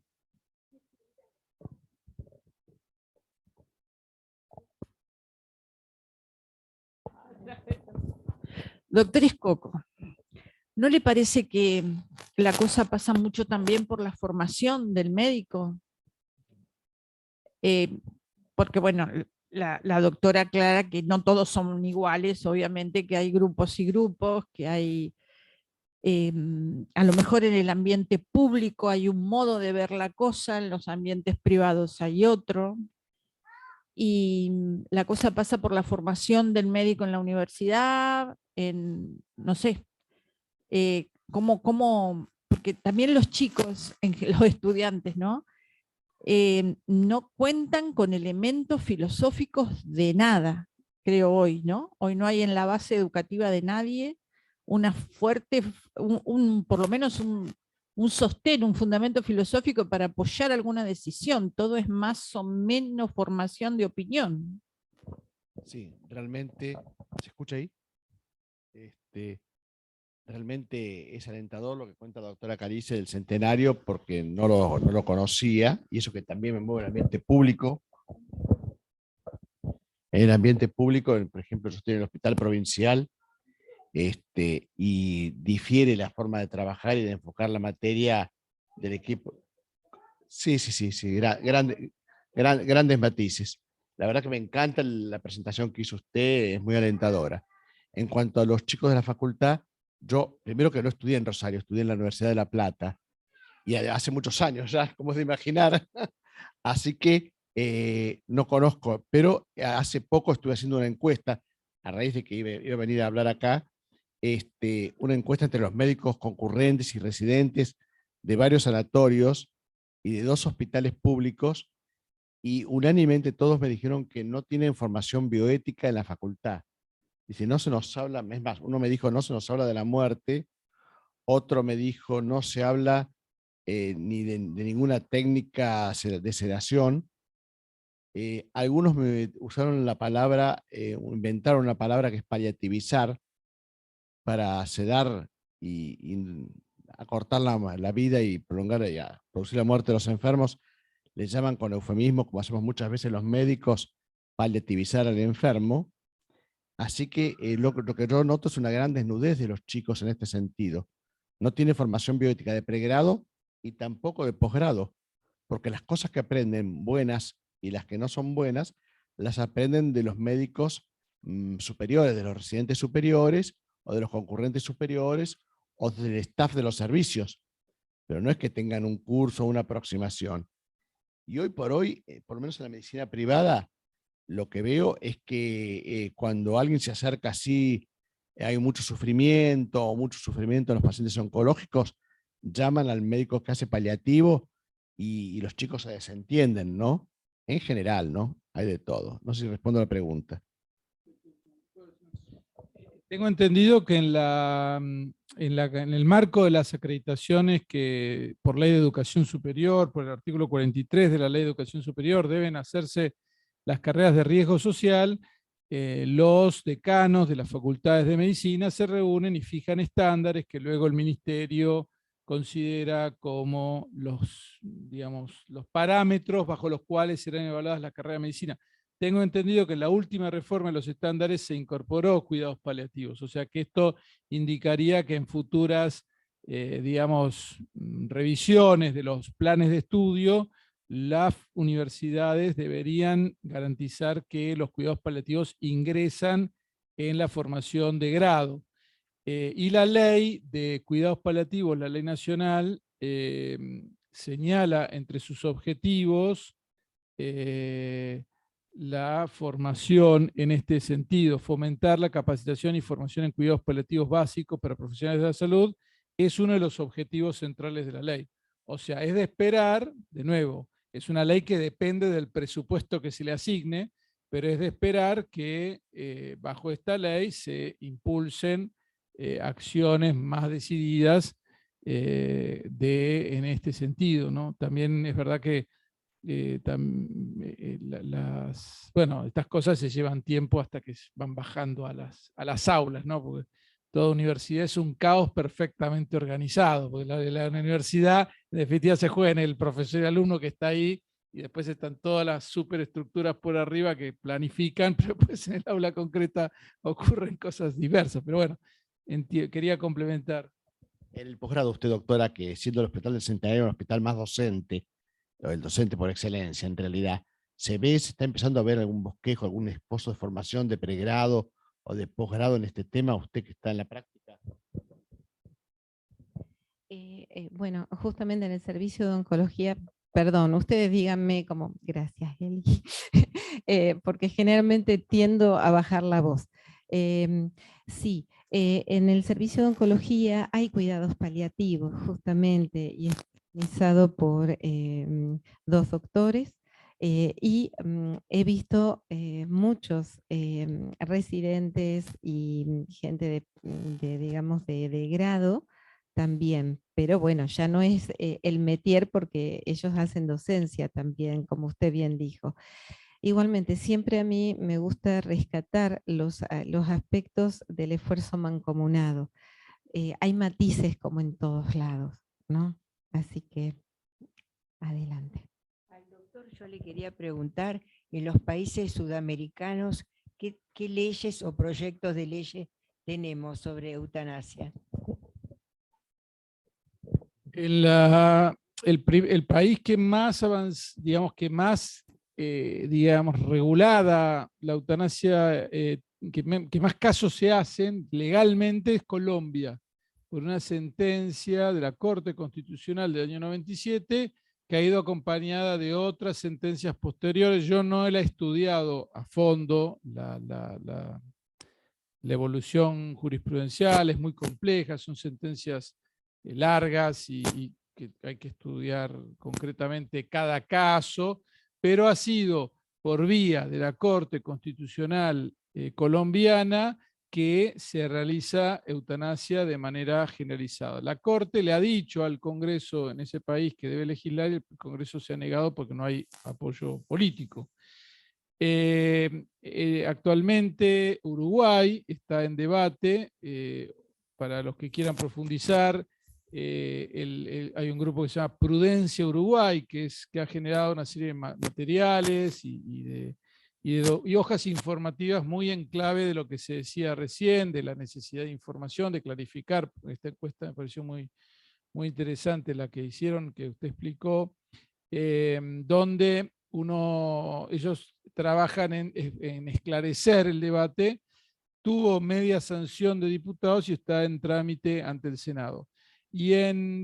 Pero Uruguay no tiene ley de cuidados paliativos como tiene Argentina, entonces también está un poco trabado por este debate, digamos, de cuidados paliativos. Y lo mismo en Chile. Hubo un proyecto de ley que durante 2021, me parece, tuvo bastante auge y que ahora bajó. Creo que ahora estaban por digamos, reabrir el debate, pero también finalmente en el momento que estuvo, digamos, más próximo a ser tratado, la ausencia de toda una política de cuidados paliativos hizo que se optara políticamente por no avanzar. Ese es mi mapa incompleto, debo decir, porque nosotros hemos estado, el grupo de investigación que yo estoy dirigiendo sobre este fin de la vida, estamos focalizados en la normativa nacional, los proyectos nacionales y la legislación de cuidados paliativos nacional y provincial.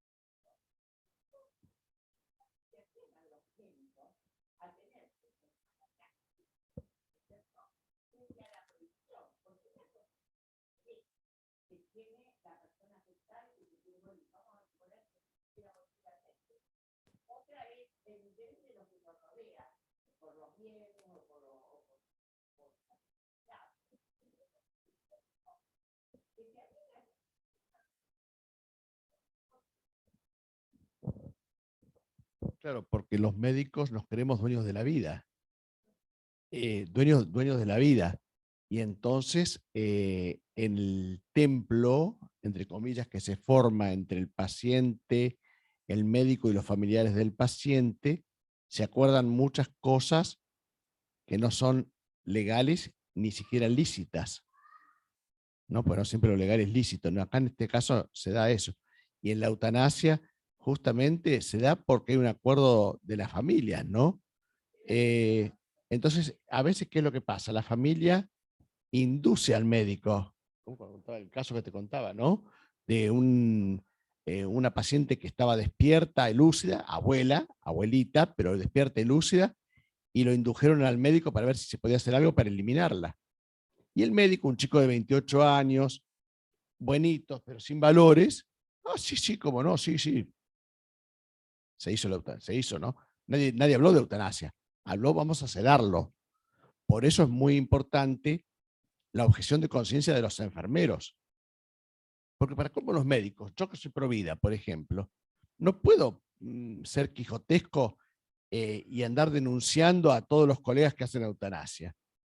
Yo tengo mi postura cuando los pacientes son míos y me la hago respetar, ¿sí? Pero después, en los demás, en cambio la enfermera sí, ella, si es objetora de conciencia, lo anota, pues tampoco quiere que la echen. Se anota como que se lo hace, pero no lo hace.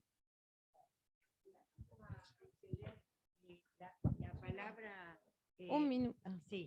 sí, perdón, al doctor Alberto Bernardini. No, quería preguntar, en el camino de la paliativización a la eutanasia, ¿hay mucha distancia o poca distancia o ninguna distancia? Yo creo que cuando se habla de paliatizar, se está hablando de una manera que, bueno, ¿cuáles son los grados, no? ¿Cómo se confunde eso? Yo creo que no es simplemente decir, obviamente, los cuidados paliativos tienen que estar, y obviamente científicamente tienen que estar dados. Pero bueno, cuando se habla que están realizando cuidados paliativos, ya puede haber distancias, ¿no es cierto? Tendría que haber distancia. Yo invito a la doctora Calici que nos dé también su experiencia en un hospital donde tiene un servicio de cuidados paliativos serios, ¿sí? En los otros lugares que yo conozco, hablo por lo que sé, paliativizar hoy día es que vaya a un médico y le cuelgue el goteo. Así que de ahí es cuestión de horas. No conozco casi de esos pacientes que lo sedan, porque para cómo los médicos tampoco están formados en estas dosis de midazolam y de morfina. Ellos le ponen la sedación y en damajuana, que caiga sobre el paciente. ¿Me explico?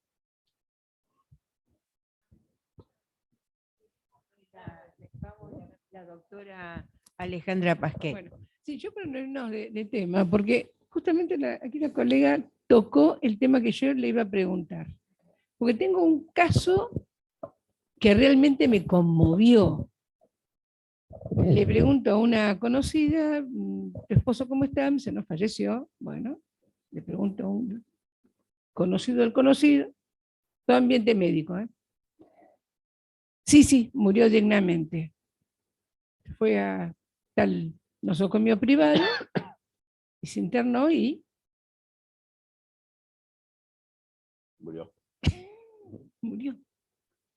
Entonces yo ahí me quedé, la verdad que me quedé impresionada, porque era una persona que sí, tenía una enfermedad terminal, pero se internó para que lo eutanasien.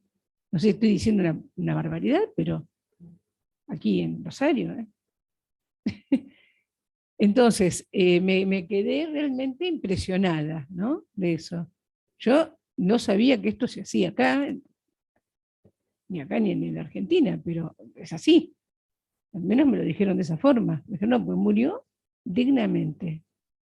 Bueno, esa es una de las que a mí me llama la atención. Y otra que también le quería consultar, porque un solo tema que no hablamos, es el tema que pasa de una mujer que está con, por ejemplo, de 5 meses y medio de embarazo, a través de una, ¿cómo se llama? Una ecografía, advierten o detectan que, digamos, el bebé tiene una cardiopatía severa, que no saben si va a durar una semana más o va a llegar a término el embarazo y va a nacer. Y bueno, le indujeron el parto y me supongo que debe haber nacido vivo, yo calculo. Entonces, estas cuestiones que pasan acá, que yo me enteré hace poquito, yo me pregunto realmente, y me pregunto ya como abogada, ¿no? Entonces, ¿cómo es? ¿Cómo se comprende esto? Estoy consternada. Gracias. En el primer caso, yo justo me salté esa diapositiva porque con el asunto de que teníamos poco tiempo, pero 2 consejos que daba yo. Uno de los consejos es tener cuidado cuando al familiar, cuando los médicos le hablan a uno de que su familiar lo van a sedar.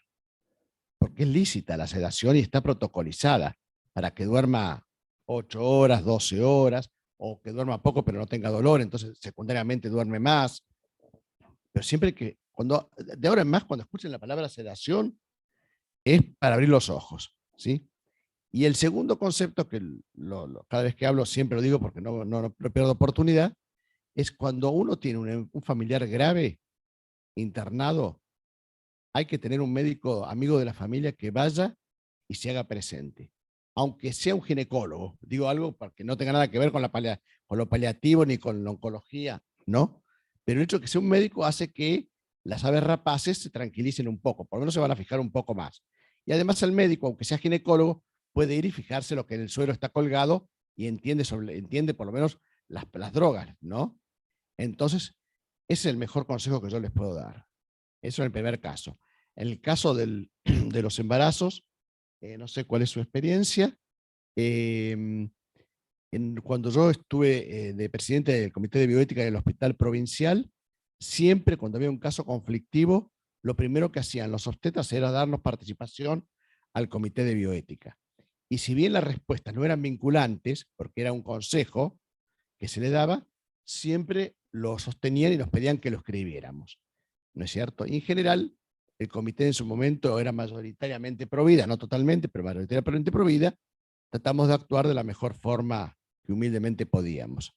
Entonces, en el ambiente de lo provincial, no conozco realmente casos de que lo saquen al chico que posiblemente haya sido nacido, pero no sé.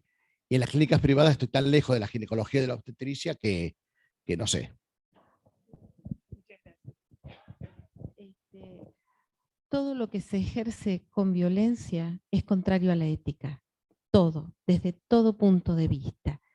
Y obviamente este tema tiene muchas aristas y con respecto a la vulnerabilidad en sí misma también, es verdad.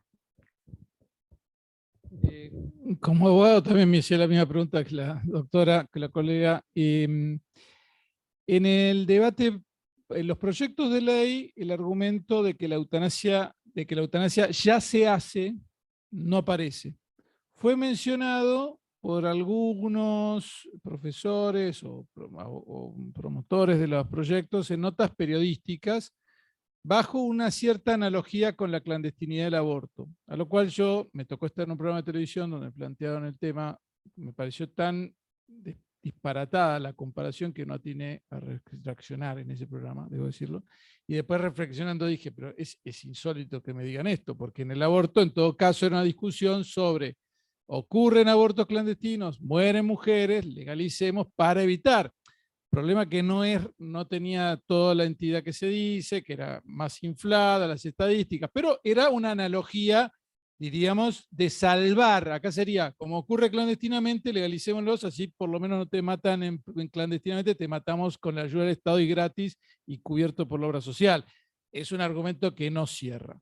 Ahora, a la luz de este diálogo que se ha dado aquí, que yo he participado en cerca de 15 charlas de eutanasia y cuidados paliativos en este año, nunca había tenido este contacto directo con alguien que diga que se hace de manera tan cruda, ¿no? Debería uno pensar, probablemente haya fiscales que tienen, si se enteran de estas situaciones así, tienen un deber de intervención, lo que fuere, no es mi área, la fiscalía, pero diría esto, o sea, creo que no es analogable, si efectivamente como sociedad la legalización de una conducta que está directamente orientada a provocar la muerte es algo disvalioso y que una ley lo diga tiene algo disvalioso. Entonces el hecho de que ocurra, aunque sea con una o sea, volvemos al mismo debate. Bueno, entonces sería en qué casos, y volvemos a lo mismo, la pendiente resbaladiza y el mismo debate. Entonces, yo no, o sea, creo que se puede dar como argumento, o sea,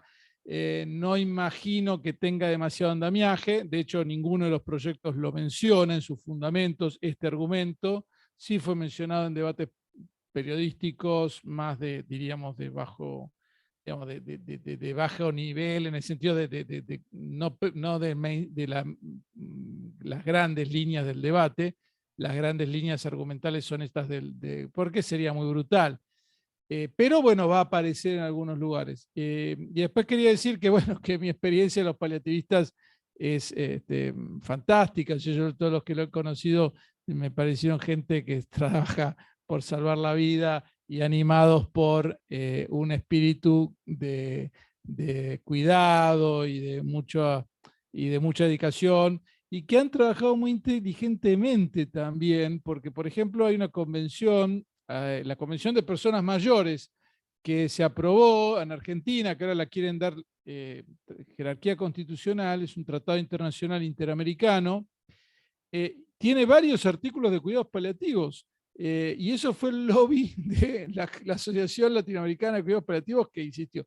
Y uno de esos artículos dice: los cuidados paliativos entienden a la muerte como un proceso, no dice neutral, normal. Los cuidados paliativos no aceleran ni atrasan la vida. Yo creo que ahí también hay un anclaje jurídico para decir, bajo esta convención, para personas mayores, no sería admisible un sistema donde se piense en acelerar la vida como una respuesta jurídicamente admisible, porque acá hay una convención que está diciendo que se entiende que los cuidados paliativos y todo digamos, la atención de salud no debe acelerar la muerte, y lo dice así, ni acelerar ni atrasar.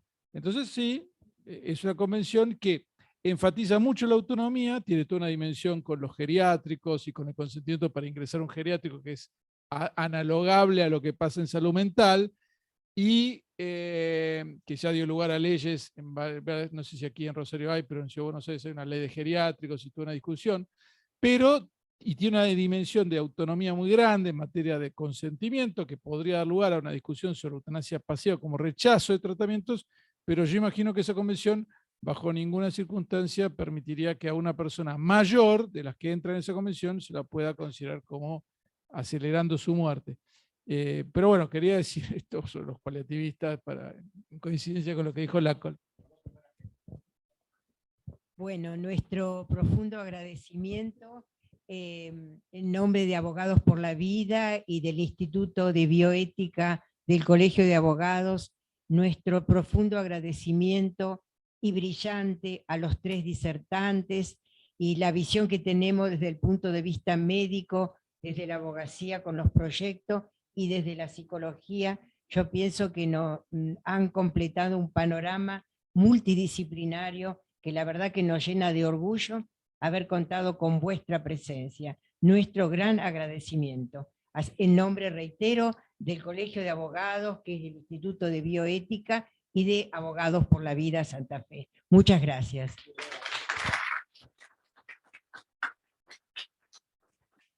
Bueno, muchas gracias. Para despedirnos, 2 palabras nos dirige la presidenta de Abogados por la Vida, Carlota López. Y luego ya cerramos el Zoom.